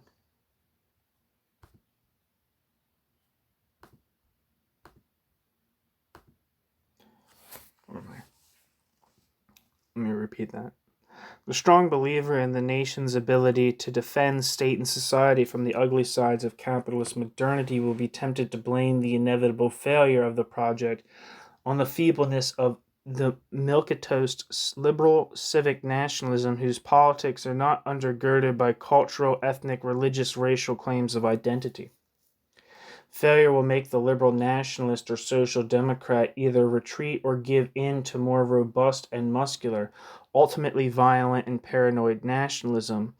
Et voilà, fascism is only a step away.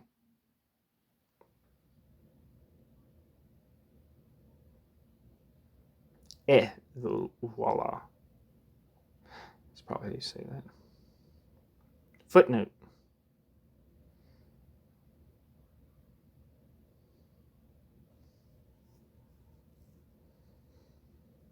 Pastone suggests that the fascist cult of violence in fact mirrors a central aspect of the dynamics of the capitalist mode of production.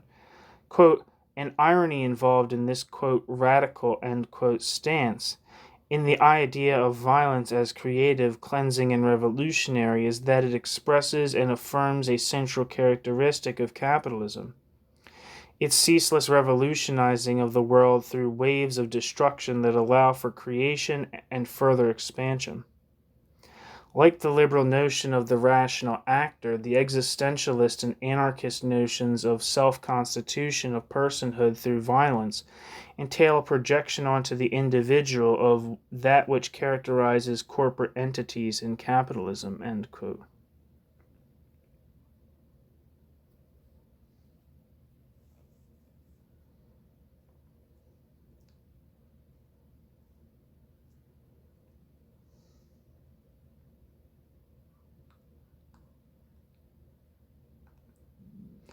End footnote.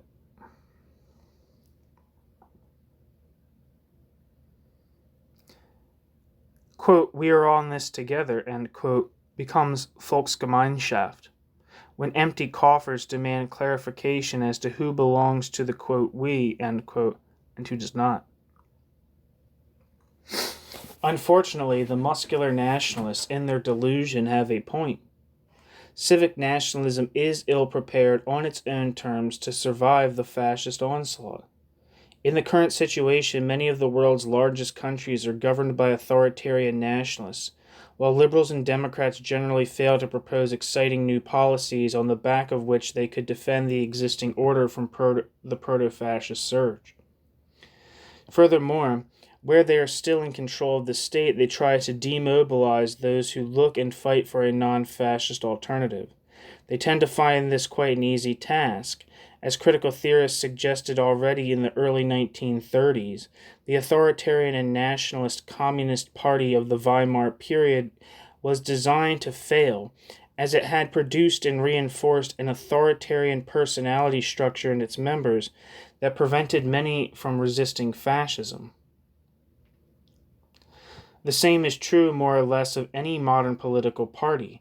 In the critical theory perspective, the touchstone of whether any social or political movement or project today is worth supporting must be whether it contributes to strengthening autonomous and anti-authoritarian individuals, that is, the types of people who are able to associate and cooperate without the imposition of heteronymous authority. Nothing less will do. Nationalism is the central ideology of the capitalist world system, not least because it functions well as the political form of diverse societal contents. National conflicts are also conflicts about differing concepts of capitalist modernity and modern statehood. Nationalism is so powerful because it manages to present itself as the, quote, natural, end quote, form of such conflicts.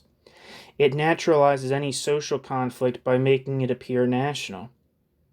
Observers of a national conflict, like the Israel-Palestine conflict, will inevitably and automatically translate back what they observe into the language of conflicting social ideals and types of state and society, turning the post-colonial space in question into a mental space, a stage in which ideas collide and fight.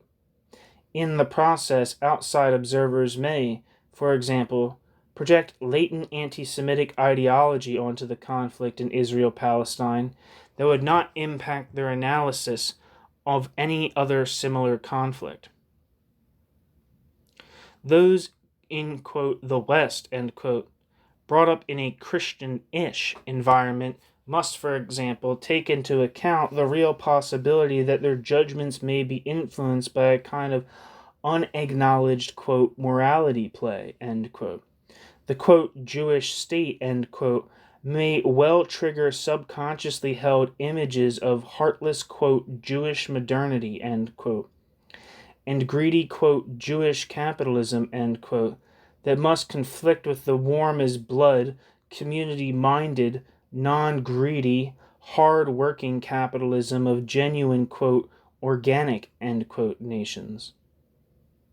The parable of, quote, Jesus driving the money changers and merchants out of the temple, end quote, a week before he famously died, operates in the deep tissue of our civilization, and we better keep an eye on how it plays games on our minds.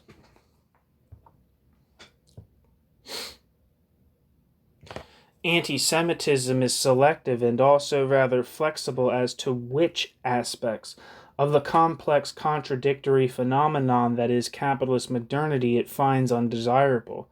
Greedy bankers, egoistic trade unionists, unruly women, anything cosmopolitan, sexual reform, the emancipation of gays, imperialism, all can be coded, quote, Jewish, end quote. All of these are, in fact, historically connected, directly or indirectly, albeit not necessarily causally, to the expansion of capitalist modernity in its liberal vein. Capitalist modernity in its liberal vein.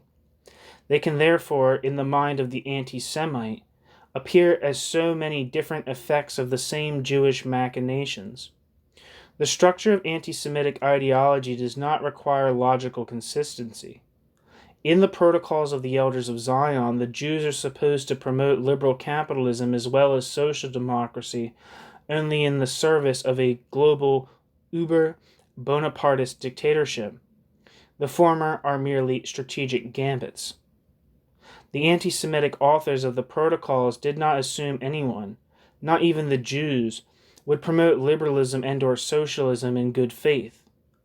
The absurdity of anti-Semitic reasoning defends itself with the notion that nothing will be too absurd for, quote, the Jews, end quote, to do to advance their project of universal domination.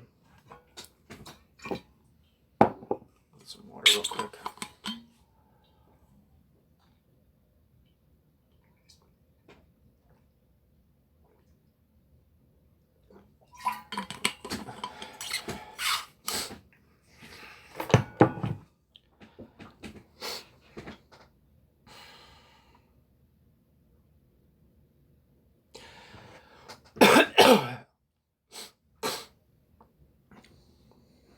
The shared ground that makes the metapolitics of anti-Semitism possible is characterized by the emphasis on community over class struggle, totality over fragmentation, defending identities over changing the world. In reality, though, there is no community in capitalist society except the, quote, societal community, end quote, of the capitalist nation state, which is a unity based on division, fragmentation, and antagonism, quote, division of labor, end quote, to use the sociological euphemism. Anti-Semitism, with its boundary-transcending and taboo-breaking mystique, is the signature of those who aim to transcend partiality, fragmentation, particularity, and division by exercising the fragmenters. They hope thereby to make true capitalist society's false claim to being a community. They hope thereby to make true capitalist society's false claim to being a community.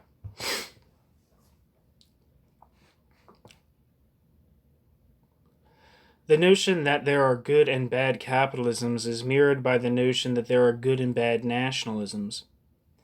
The fetishizing, dichotomizing mind of the inhabitant of a world shaped by the fetishism of commodities splits up the reality of nationalism as it actually is, featuring some nice things like a national health service or the national opera, and a lot of bad things, including any nation-state's realpolitik that must serve its own national interest, into two ideal types. On the one hand, the imaginary pure essence of the true heroic patriotism of communities that are imagined to lack divisions of class, politics, gender, and so on. Against, on the other hand, oppressive imperialist nationalism, which anti-Semites see epitomized in the evil scheming of the Jewish anti-nation, and, in the present period, the imperialistic, quote, entity, end quote, of Israel. As the concept of the nation-state receives its meaning from its being an element of the global nation-state system, such a dichotomy is nonsensical as that between benign, productive, homey capitalism and capitalism as imperialism. Imperialism is nothing other than the expansion of capitalism, though a system to which expansion is essential.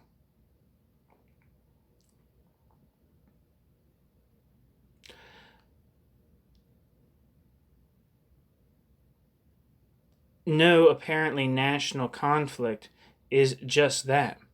Local geopolitics, the interested rivalries of nation-state elites and their apparatuses, including those of states not yet in existence, matter but must not be overestimated. No elite succeeds in mobilizing a population for a particular political program simply because they are the elite. To the contrary, they are and remain the elite only because they hit on a strategy that works in the context, and there are always societal reasons for why it does or does not work. The crucial question is therefore why any particular political position or movement, such as any particular form of nationalism, resonates among large numbers of people. This means asking about the societal content of any political phenomenon. Why do large groups of people or even majorities follow this rather than the faction of the elite? Why do large groups of people or even majorities follow this rather than that faction of the elite? What makes them shift from one to the other? And why does, for example, Jew hatred at one point acquire an importance it did not have at a previous period? With reference to the Middle East, Pastone points to the fundamental reality of socio-economic changes in the capitalist world system, arguing, quote, that the spread of anti-Semitism and, relatedly, anti-Semitic forms of Islamicism, such as the Egyptian Muslim Brotherhood and its Palestinian offshoot, Hamas, may be sparked and exacerbated by Israel and Israeli policies, but its resonance is rooted in the relative decline of the Arab world against the background of the massive structural transformations associated with the transition from Fordism to neoliberal global capitalism. The result is a populist anti-hegemonic movement that is profoundly reactionary and dangerous, end quote.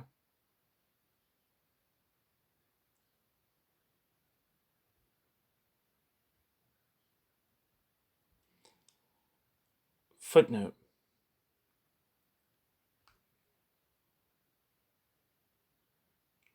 It's a long-ass footnote. Islamism and other forms of modern, quote, fundamentalism, end quote, developed in tandem with and took inspiration from the European anti-Enlightenment post-First World War conservative revolution. A transfer that can be observed in the work of the Muslim Brotherhood's influential theorist Sayyid Qutb. Quote, Salafism is a political formation of the far right, one that is singularly focused on the sacralization of virtuous womanhood, end quote. Cooper.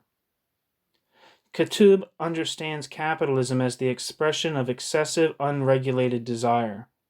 His is a form of anti-capitalism that is centrally concerned with women's labor, understood as generalized prostitution and corrosive of societal order.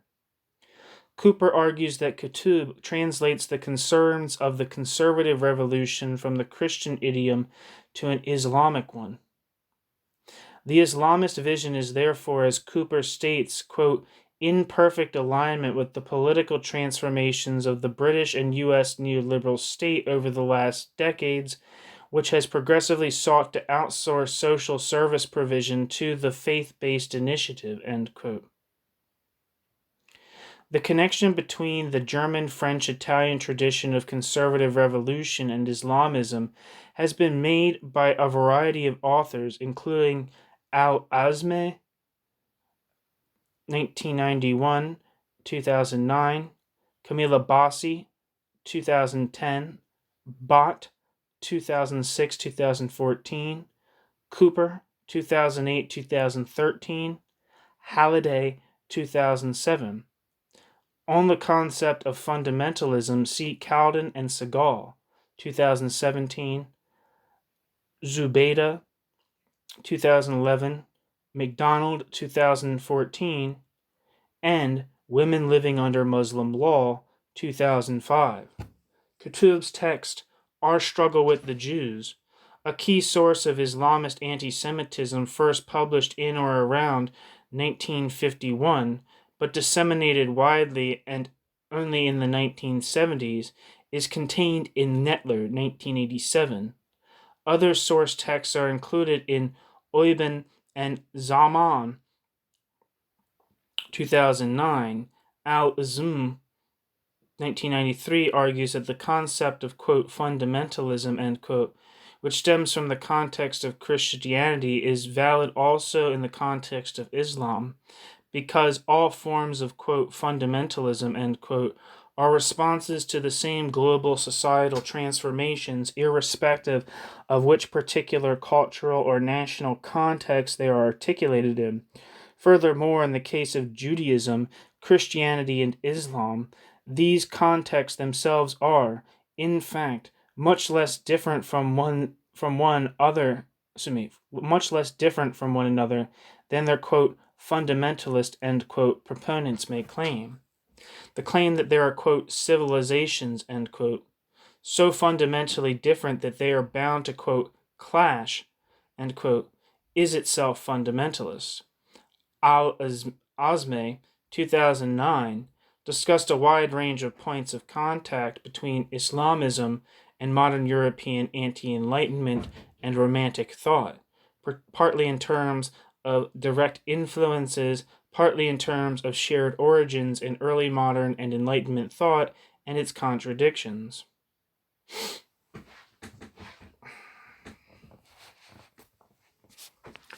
Central ideas are the uniqueness of Islamic government that is neither categorizable with any of the established concepts such as liberalism or socialism, nor applicable to other civilizations. At the same time, it aims to bring about a society in a state of nature, or of, quote, natural reason, end quote, at which history will end and of which the pristine community of early Islam was a utopian premonition. Al-Azmeh points to the influence of French proto-fascist Alexis Carrel, whose writings on the, quote, degeneracy, end quote, of modern society and the need for an elite for the salvation of civilization, quote, entranced Islamist authors like Khatub and Shariati, end quote. The philosophical naturalism that undergirds political Islam ironically results in extreme voluntarism, a nihilistic lack of concern for the specific historical conditions of political action, and the embrace of clandestine, avant-garde, and putschist practices that are thoroughly modern 19th century inventions. End footnote.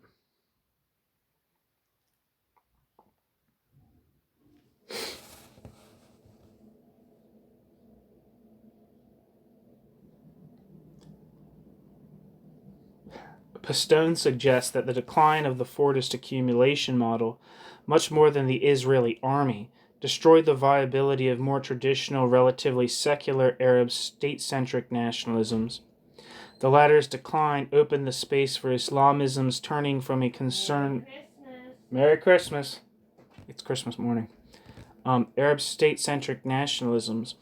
The latter's decline opened the space for Islamism's turning from a concern of elite factions to populist mass movements.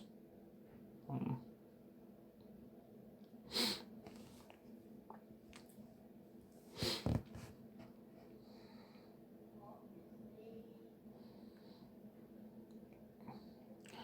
just having a thought here, but I'm thinking about, I'd like to know more about the relationship between Islamism and Pan-Arabism, because these which is called relatively secular Arab state-centric nationalisms, such as, for instance, Nasser's Egypt, did, as part of their national version of socialism, promote anti-Semitism. For instance, Nasser took the protocols of the Elders of Zion as fact and sought its republishing in the Arab world.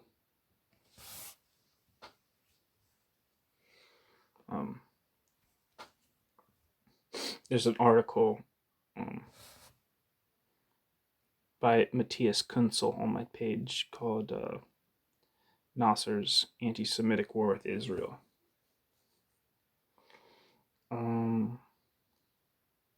Back to the text. Asking what short-term triggered them is different from asking what longer-term caused them and what they are. A similar point is made by Melinda Cooper, who writes that, quote, a comparative historical view reveals a remarkable synchronicity to the worldwide resurgence of religion, even across the most intransigent geopolitical and doctrinal divides. In contexts as diverse and inimical as the United States, Egypt, and Iran, the return of political religion during the 1970s can be correlated with dramatic shifts in the gender, class, and ethnic composition of work, as the Fordist developmental consensus around masculine, formal industrial labor succumbed to the flexible restructurings of post-Fordism.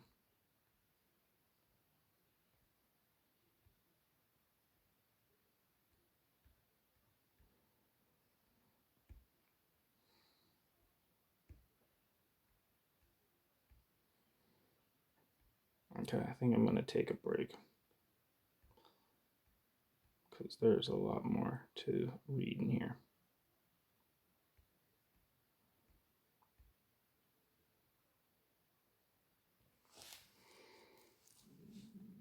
Once I find out where the fuck I am, Jesus Christ, lost my place. Gotta be able to record my place.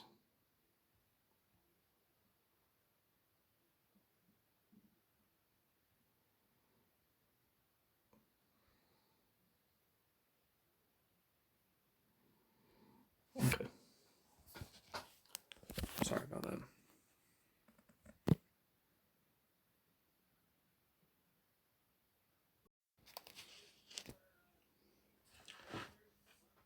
Imperialism, anti-imperialism, and foolish associations.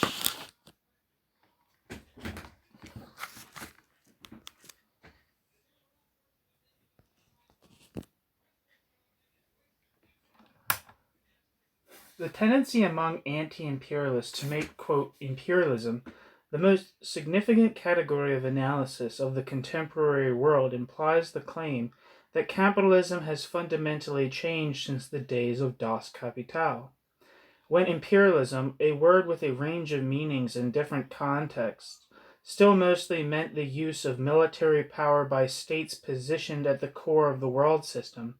It counted, correctly, as one important aspect of the capitalist world system, among others. When in the period of around 1900, the concept was substantially developed by the contributions of socialist economists and British, quote, new liberals, end quote, from whom Lenin famously built upon in his canonical text on the matter, the augmented concept of, quote, imperialism, end quote, came to replace that of the capitalist mode of production among many of the subsequent advocates of anti-imperialism. Footnote. In particular, John A. Hobson, the textbook Case of a Liberal Anti-Semite. See on the chapter by Bolton in this volume. Next footnote. The notion that the period of liberal competitive capitalism has ended and given way to monopoly or state capitalism of some form underlies also some of the arguments in dialectic of enlightenment, including the, quote, culture industry, end quote, thesis, as it is rooted in some of the same Marxist debates in the period around the First World War. The efforts, in particular, by Adorno in the period after the Second World War to bring back the careful study of the Marxian critique of political economy, which lay the groundwork for the, quote, new readings of Marx, end quote, and, quote, open Marxism, end quote, as they emerged in the 1970s, can perhaps be seen as his attempt to paddle back against an undialectical understanding of this notion, against which he had expressed reservations already in the 1930s when the debate was raging among the Frankfurt School scholars.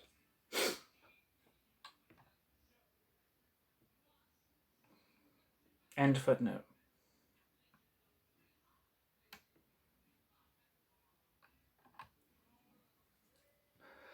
The Leninists claim that imperialism represents the, quote, highest stage of capitalism, implicitly suggests that the defining features of capitalism are not any longer the classic ones like generalized commodity production, wage labor, and the appropriation of the surplus product in the form of surplus value. Any socialist will, of course, want to fight capitalism where it is at its, quote, highest stage, end quote, and if one believed this to be, quote, imperialism, end quote, then it followed logically that anti-imperialism would have to carry more weight than labor struggles, women's emancipation, and other aspects that presumably related to capitalism's past, quote, stages, end quote.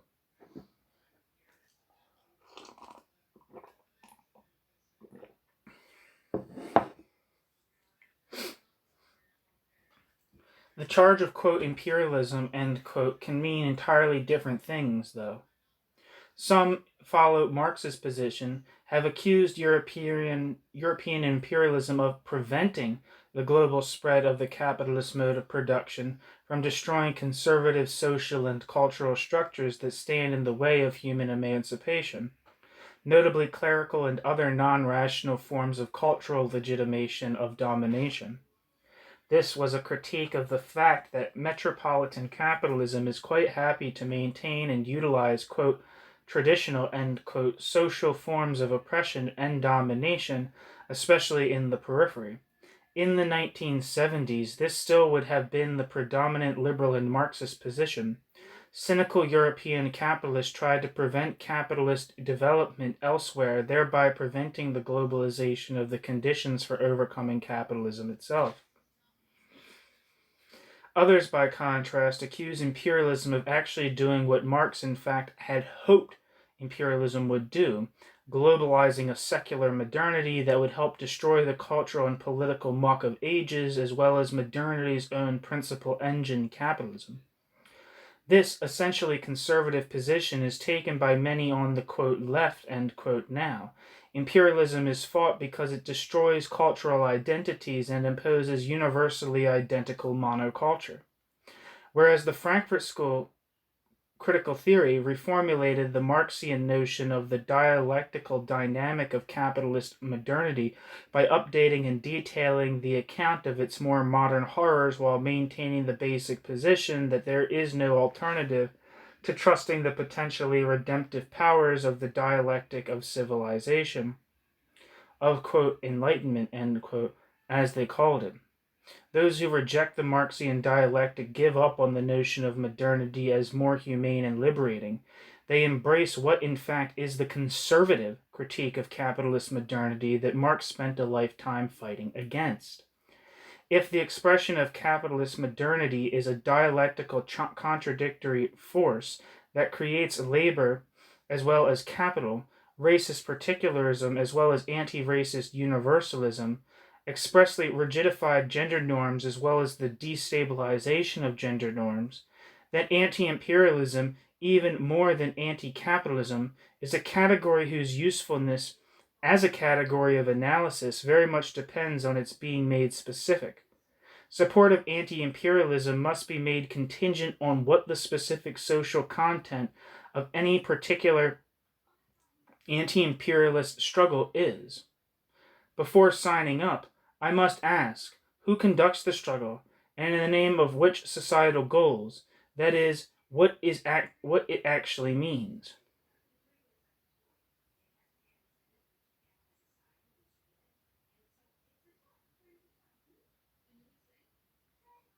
Cultural reactionaries and palingenetic, quote, rebirth, end quote, nationalists in various parts of the world utilize anti-imperialism as an umbrella under the cover of which they fight back against modernity's own, still largely undelivered promise of emancipation, adopting to this end some of the most reactionary aspects of Western modernity itself, such as elements of the philosophy of, quote, revolutionary conservatism, end quote.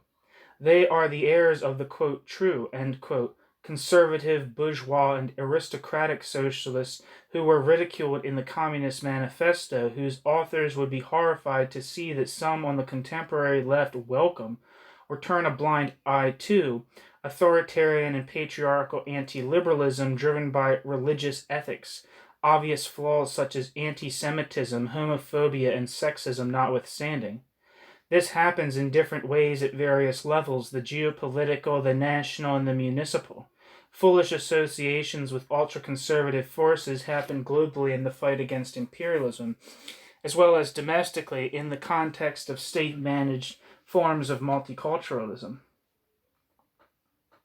Humans were not made for solitary life, but domination by capital and state keeps defeating and frustrating our longing for community, whether we acknowledge it or not. At least subconsciously, we have an inkling of the falseness even of the communities we advocate or partake in. We all look for something, but we don't know what it is. We kind of know a lie even when we tell it ourselves. Admittedly, some are lucky enough to experience brief moments of effervescence, a protest, a walkout, an action, or the more subdued fires of a political, social, or cultural project organized and maintained over time in solidarity, but most of the time the egalitarian community of struggle, the utopian framework where we live the future already in the here and now, is imaginary. A society that makes the community of equals seems an unattainable utopia and covers society in the, quote, suffocating ash of everyday life, end quote, Weber 1912, makes people get their kicks elsewhere, mostly in the harmless offerings of the culture industry, but sometimes by turning unhealthy fantasies into murderous real-life catastrophes. An example would be those East London teenage girls who literally traveled through the end of the night into the false immediacy of the internationalist caliphate in Syria, swapping for promising but perhaps somewhat boring lives in London, the hell of theological, political, deceitful utopia. Other metropolitans, very sensibly lacking the guts for this level of self-destruction, project their unfulfilled communitarian longing onto the same or familiar faraway places merely in the imaginary mode. Being too liberal and well-adjusted personally to fall for the charms of, quote, prophets of deceit, end quote, Löwenthal and Gutterman, 1949, They partake in the deceits suffered by others elsewhere without the inconvenience of actually needing to travel there, and cheer even the most reactionary of, quote, my enemy's enemies, end quote, remotely from the comfort of their office chairs. Footnote. From a pragmatic analytical perspective, Keith Kahn Harris makes a similar argument.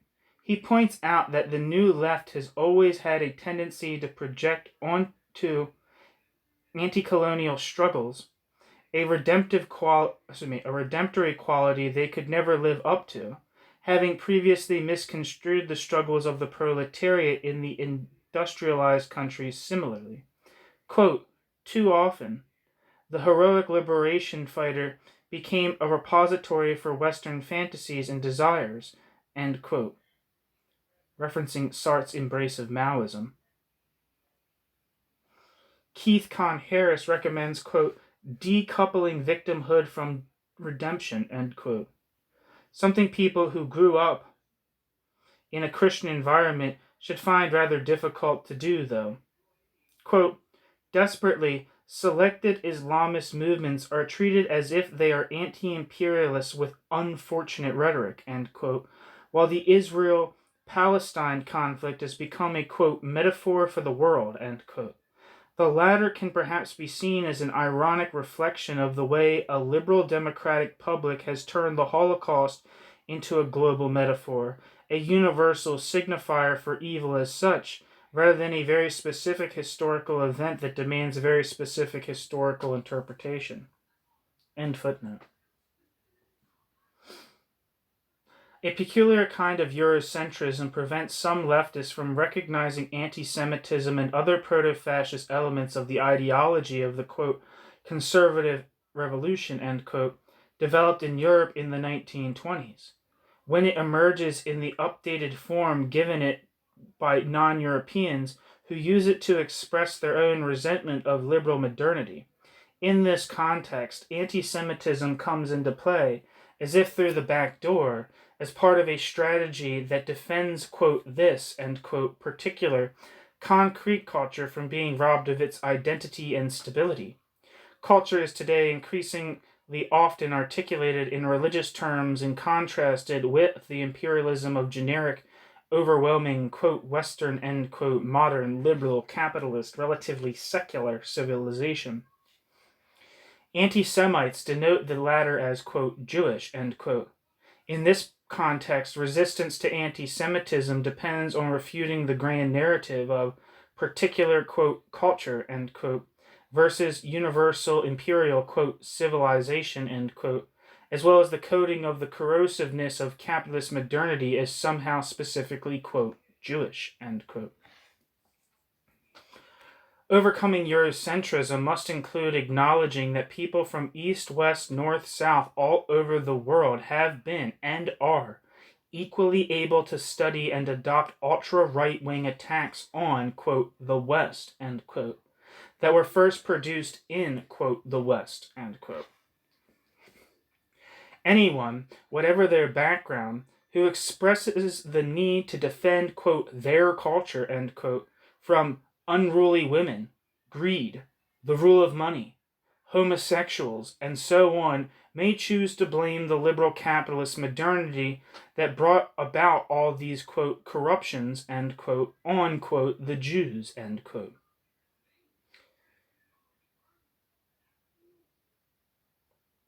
End footnote. Footnote. Burma and Margalit emphasizes anti-urbanism as a key ingredient of their very broad conceptualization of a phenomenon similar to what I refer to here as, quote, conservative revolution, end quote. Their brief comments on, for example, Japanese, quote, Occidentalism, end quote, are very useful as they take away the focus from Islam. This is a pretty universal phenomenon. End footnote. It is Eurocentric and patronizing, bordering on racist, not to take them at their word, and not to oppose them.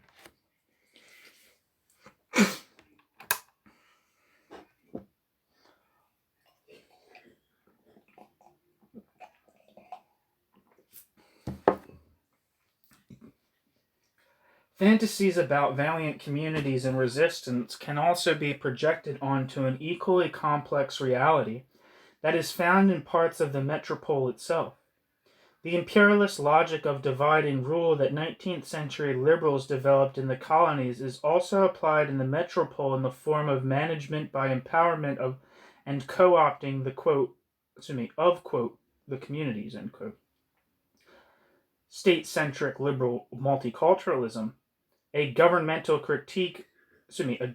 technique for conditioning and containing the societal multiculture that is the normal reality of modern urban everyday life, tends to utilize and consolidate the power of established, quote, community leaders, end quote. If ultra-conservatives succeed in establishing themselves as, quote, community leaders, end quote, bureaucratic multiculturalism empowers them further also to fight, quote, Westoxification, end quote, and uppity women within the communities they lead. Footnote. Quote, Westoxification, end quote, or, quote, Occidentosis, end quote, is a term denoting cultural imperialism. Western culture being, quote, toxic, end quote, in Khomeiniist ideology. The term was first coined by a secular follower of Khomeini, Jalal al-Ahmad. End footnote.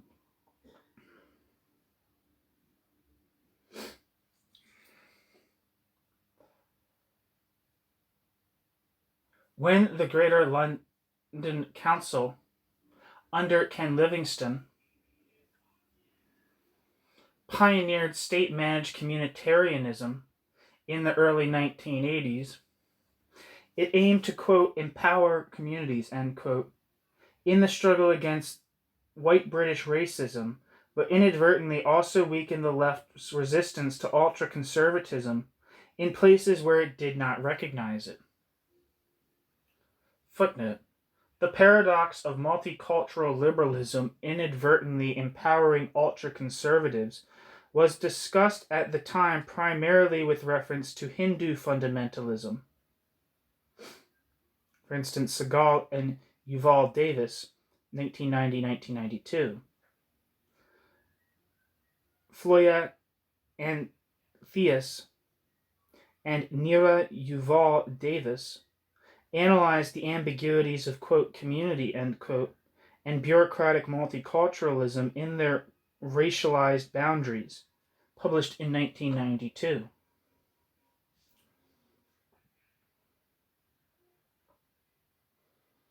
End footnote. Liberal politicians end up helping to empower the, quote, community leaders, end quote, of embattled and racialized minorities in the metropole when they see them only as victims of discrimination and fail to ask about the class, age, and gender structures of the, quote, communities, end quote, and how, quote, community leadership, end quote, is established. Those of us who are painfully aware of our lack of and hunger for community are too easily awed by its actually existing semblances. Footnote. As it befits a totality, micro and macro levels are here in striking harmony. The ultra-conservatives who are unintentionally empowered as, quote, community leaders, end quote, to gain oversight over a woman's refuge in London may sing from the same hymn sheet as their fellow reactionaries who, at the level of world politics, take charge of the struggle against, quote, the West, end quote. Ken Livingstone's hosting of Yusuf al-Qaradawi, the, quote, spiritual leader, end quote, of the Muslim Brotherhood, at London City Hall in 2004 symbolized both tendencies in a single act. Both communitarianism, initially invented as a strategy of imperial rule,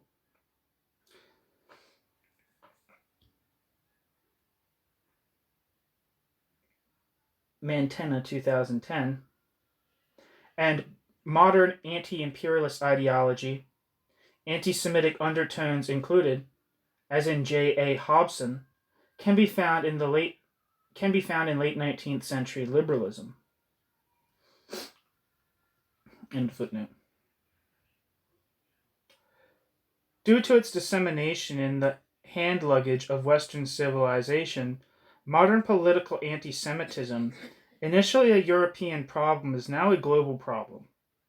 The unpredictable feedback loops of globalization allow some religious instructors to re-import to Europe, sometimes in the name of, quote, authenticity, end quote, another 19th century European invention. Anti-traditional political theologies purged of the, quote, impurities, end quote, corruptions, end quote, that mark actual traditions. Footnote.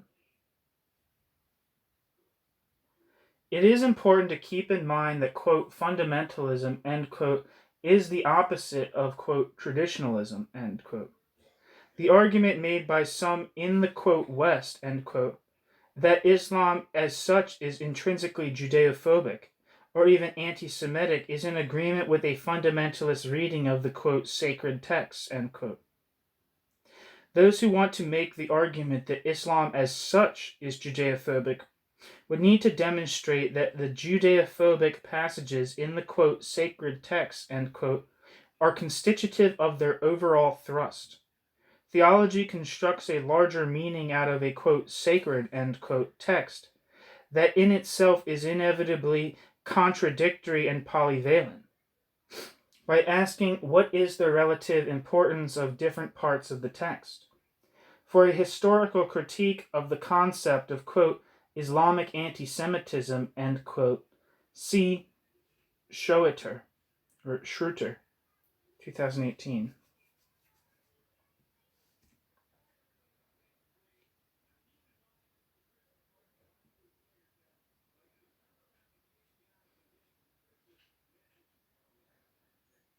End footnote. These purified anti-traditional theologies are leavened with some of the least attractive ideas about modernity that Europeans developed in the late 19th and early 20th centuries, including modern anti-Semitism, anti-feminism, and other related ideologies. Its adoption by some non-Europeans is a sign of the latter's successful integration into a world system dominated by Europeans and their descendants and explained by Western ideas. Imperialism and all the master's tools shape also the fight against imperialism, for better or for worse.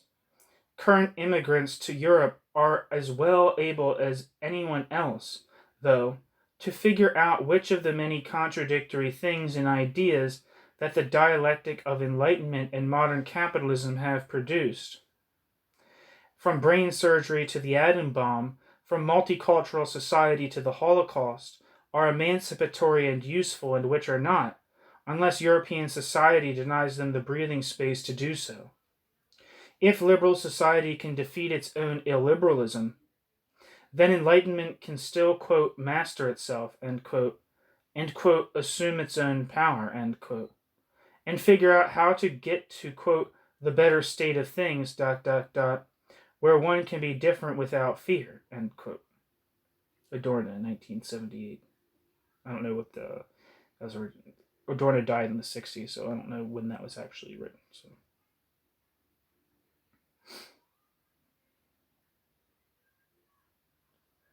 Accentuate the negative! Exclamation point! Eric Hobsbawm remarked already in 1980 that a 35-year period of, quote, striking though not universal recession of anti-Semitism, end quote, some aspects of which he wrote were nothing less than, quote, amazing, end quote, was about to end.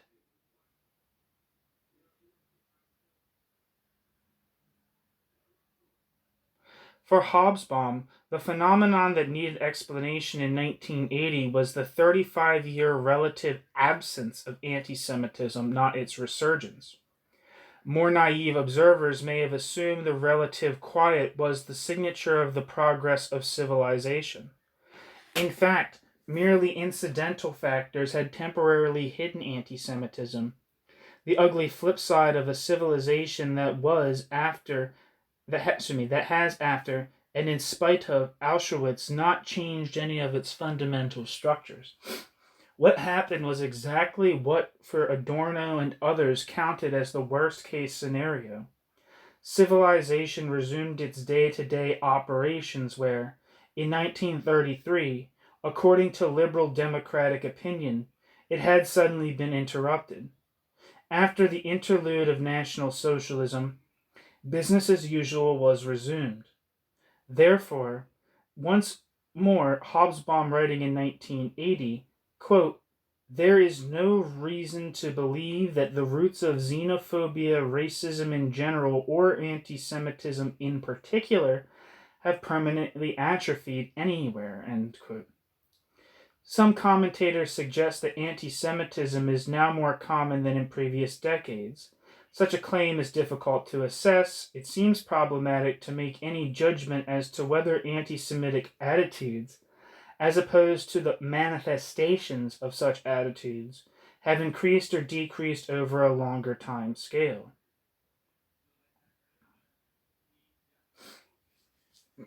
Footnote. The cause was, according to Hobsbawm, that 3 of the 4 obvious reasons behind the recession of anti-Semitism were losing force. Quote, "The recoil effect of the Holocaust," end quote, that had stigmatized expression of, quote, "dislike and distrust of, or a contempt for Jews," end quote. Note its expression, not the dislike itself. As it had been common amongst, for example, quote, "English upper middle class people, even of relatively liberal views," end quote. Second, the admiration of the military feats of Israel, which showed that the Jews were not just a people of contemptible eggheads.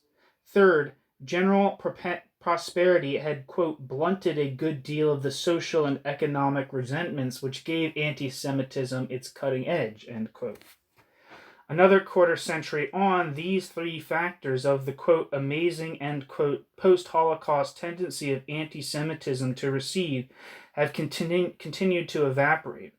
A 4th factor named by Hobsbawm, namely that other immigrant minorities, quote, "became the main targets for racism," end quote, so that, quote, "the firing line moved away," end quote, from the Jews, a factor he saw as more persistent than the other 3, is weakened but still in evidence presently.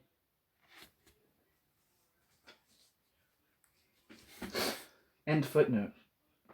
Another footnote.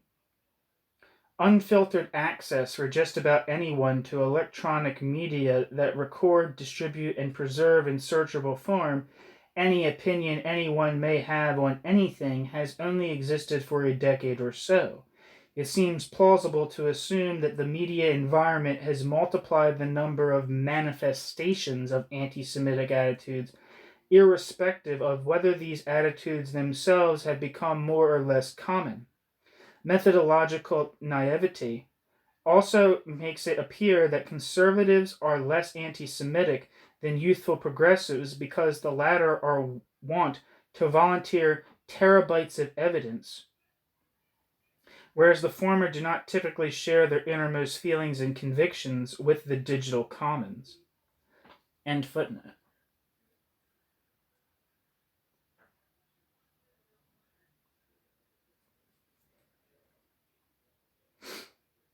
It seems fair to say, though, that the polarization of publicized opinion on such matters has increased.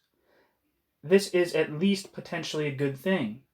My own impression is that the space to discuss and challenge anti-Semitism on the left has increased over the last decades, and thanks to the resurgence of genuine discussions of the Marxian critique of political economy, labeled as, quote, "value critique," quote, "open Marxism," or, quote, "new readings of Marx," end quote, since the collapse of Bolshevism and social democracy, there are now far more individuals willing and able to do so.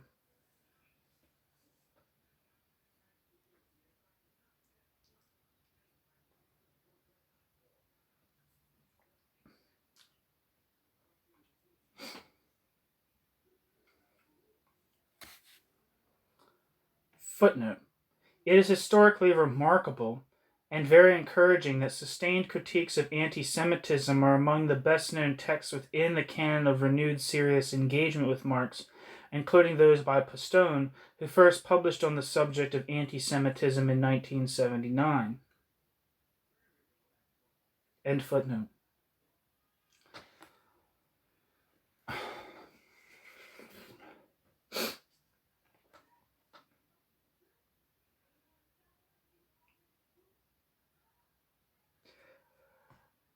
Late 19th century anti-Semites dismissed the Marxist labor movement as a, quote, Jewish capitalistic, end quote, movement, a false flag operated by the Golden International, because they may have sensed correctly that Marx's perspective was not straightforwardly anti-capitalist, but in an ironic sense, in, through, and beyond capitalist.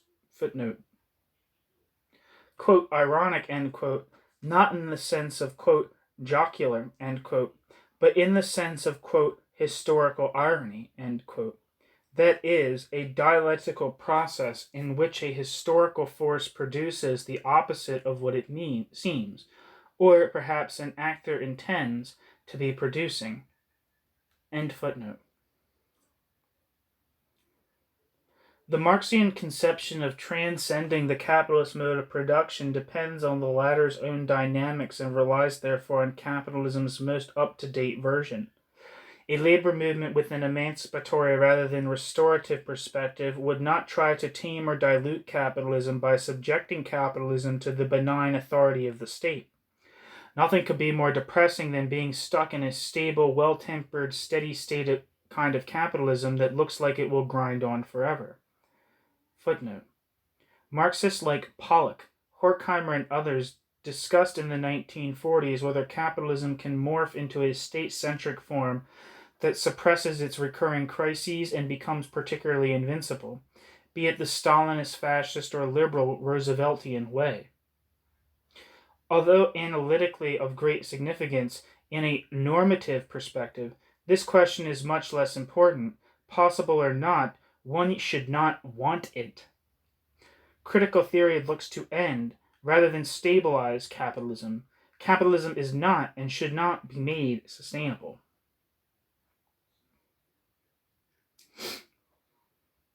End footnote.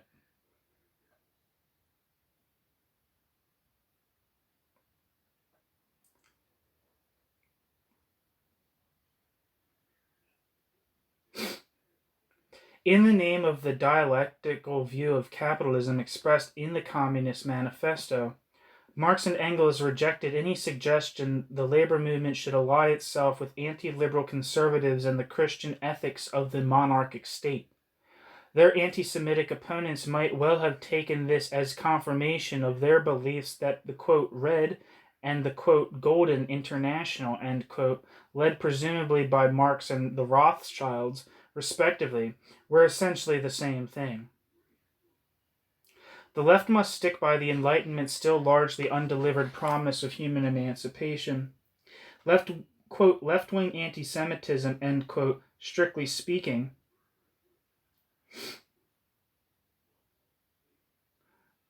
liberal, democratic, and socialist anti-Semitism, tars, quote, the Jews, end quote, with the brush of being enemies of liberté, égalité, fraternité, that is, enemies of the left and therefore undeserving of its support. It differs from the phenomenon that people who are otherwise, quote, on the left, end quote, can have some very conservative attitudes and opinions, including elements of right-wing anti-Semitism, such as the myth that capitalist modernity is a Jewish conspiracy. At this point, the distinctions become blurred, though. Ultra-conservatives oppose capitalist modernity because it furthers liberty and equality, but destroys traditional hierarchies, while leftists oppose it because it creates inequality, unfreedom, oppression, and division. That is, it stands in the way of liberty, equality, fraternity. Both claims are true as much as untrue, which is where the confusion and the foolish associations come from. Some ideas that in contemporary discourses count as left-wing commonplaces, such as the idea that it is the role of the state to alleviate social inequality, are, strictly speaking, more rooted in conservative thinking. They stem from modernizing nationalist, quote, enlightened, end quote, conservatism that aims to manage and alleviate, as opposed to overcome, inequality. This may help explain why some on the left are sympathetic to conservative and equivocal towards even ultra-conservative positions. Left/right confusion can lead on, furthermore, to the conservative revolutionary mindset that claims to have transcended the ordinary distinction between, quote, left and, quote, right. Key to these questions is the concept of the peculiar dialectic between modern capitalist civilization and the hope for emancipation that is central to Marxian theory. By far, most instances of what is commonly perceived to be, quote, anti-Semitic anti-capitalism, end quote, are not anti-capitalism at all, but rather the anti-Semitic version of the conservative reformist search for a way of politically framing capitalism that does not threaten pre-existing societal hierarchies of power, including those of race, caste, creed, sex, and sexuality. Most anti-Semites, including supposedly, quote, left-wing, end quote, ones, want capitalism minus its, quote, anomic, end quote, or as Comte might have put it, quote, critical, end quote, dimensions. That is, capitalism minus its negative, corrosive, anti-identitarian effects. Critical theory, by contrast, suggests the latter are the real basis of our hope to transcend the misery of our civilization. Thanks for listening.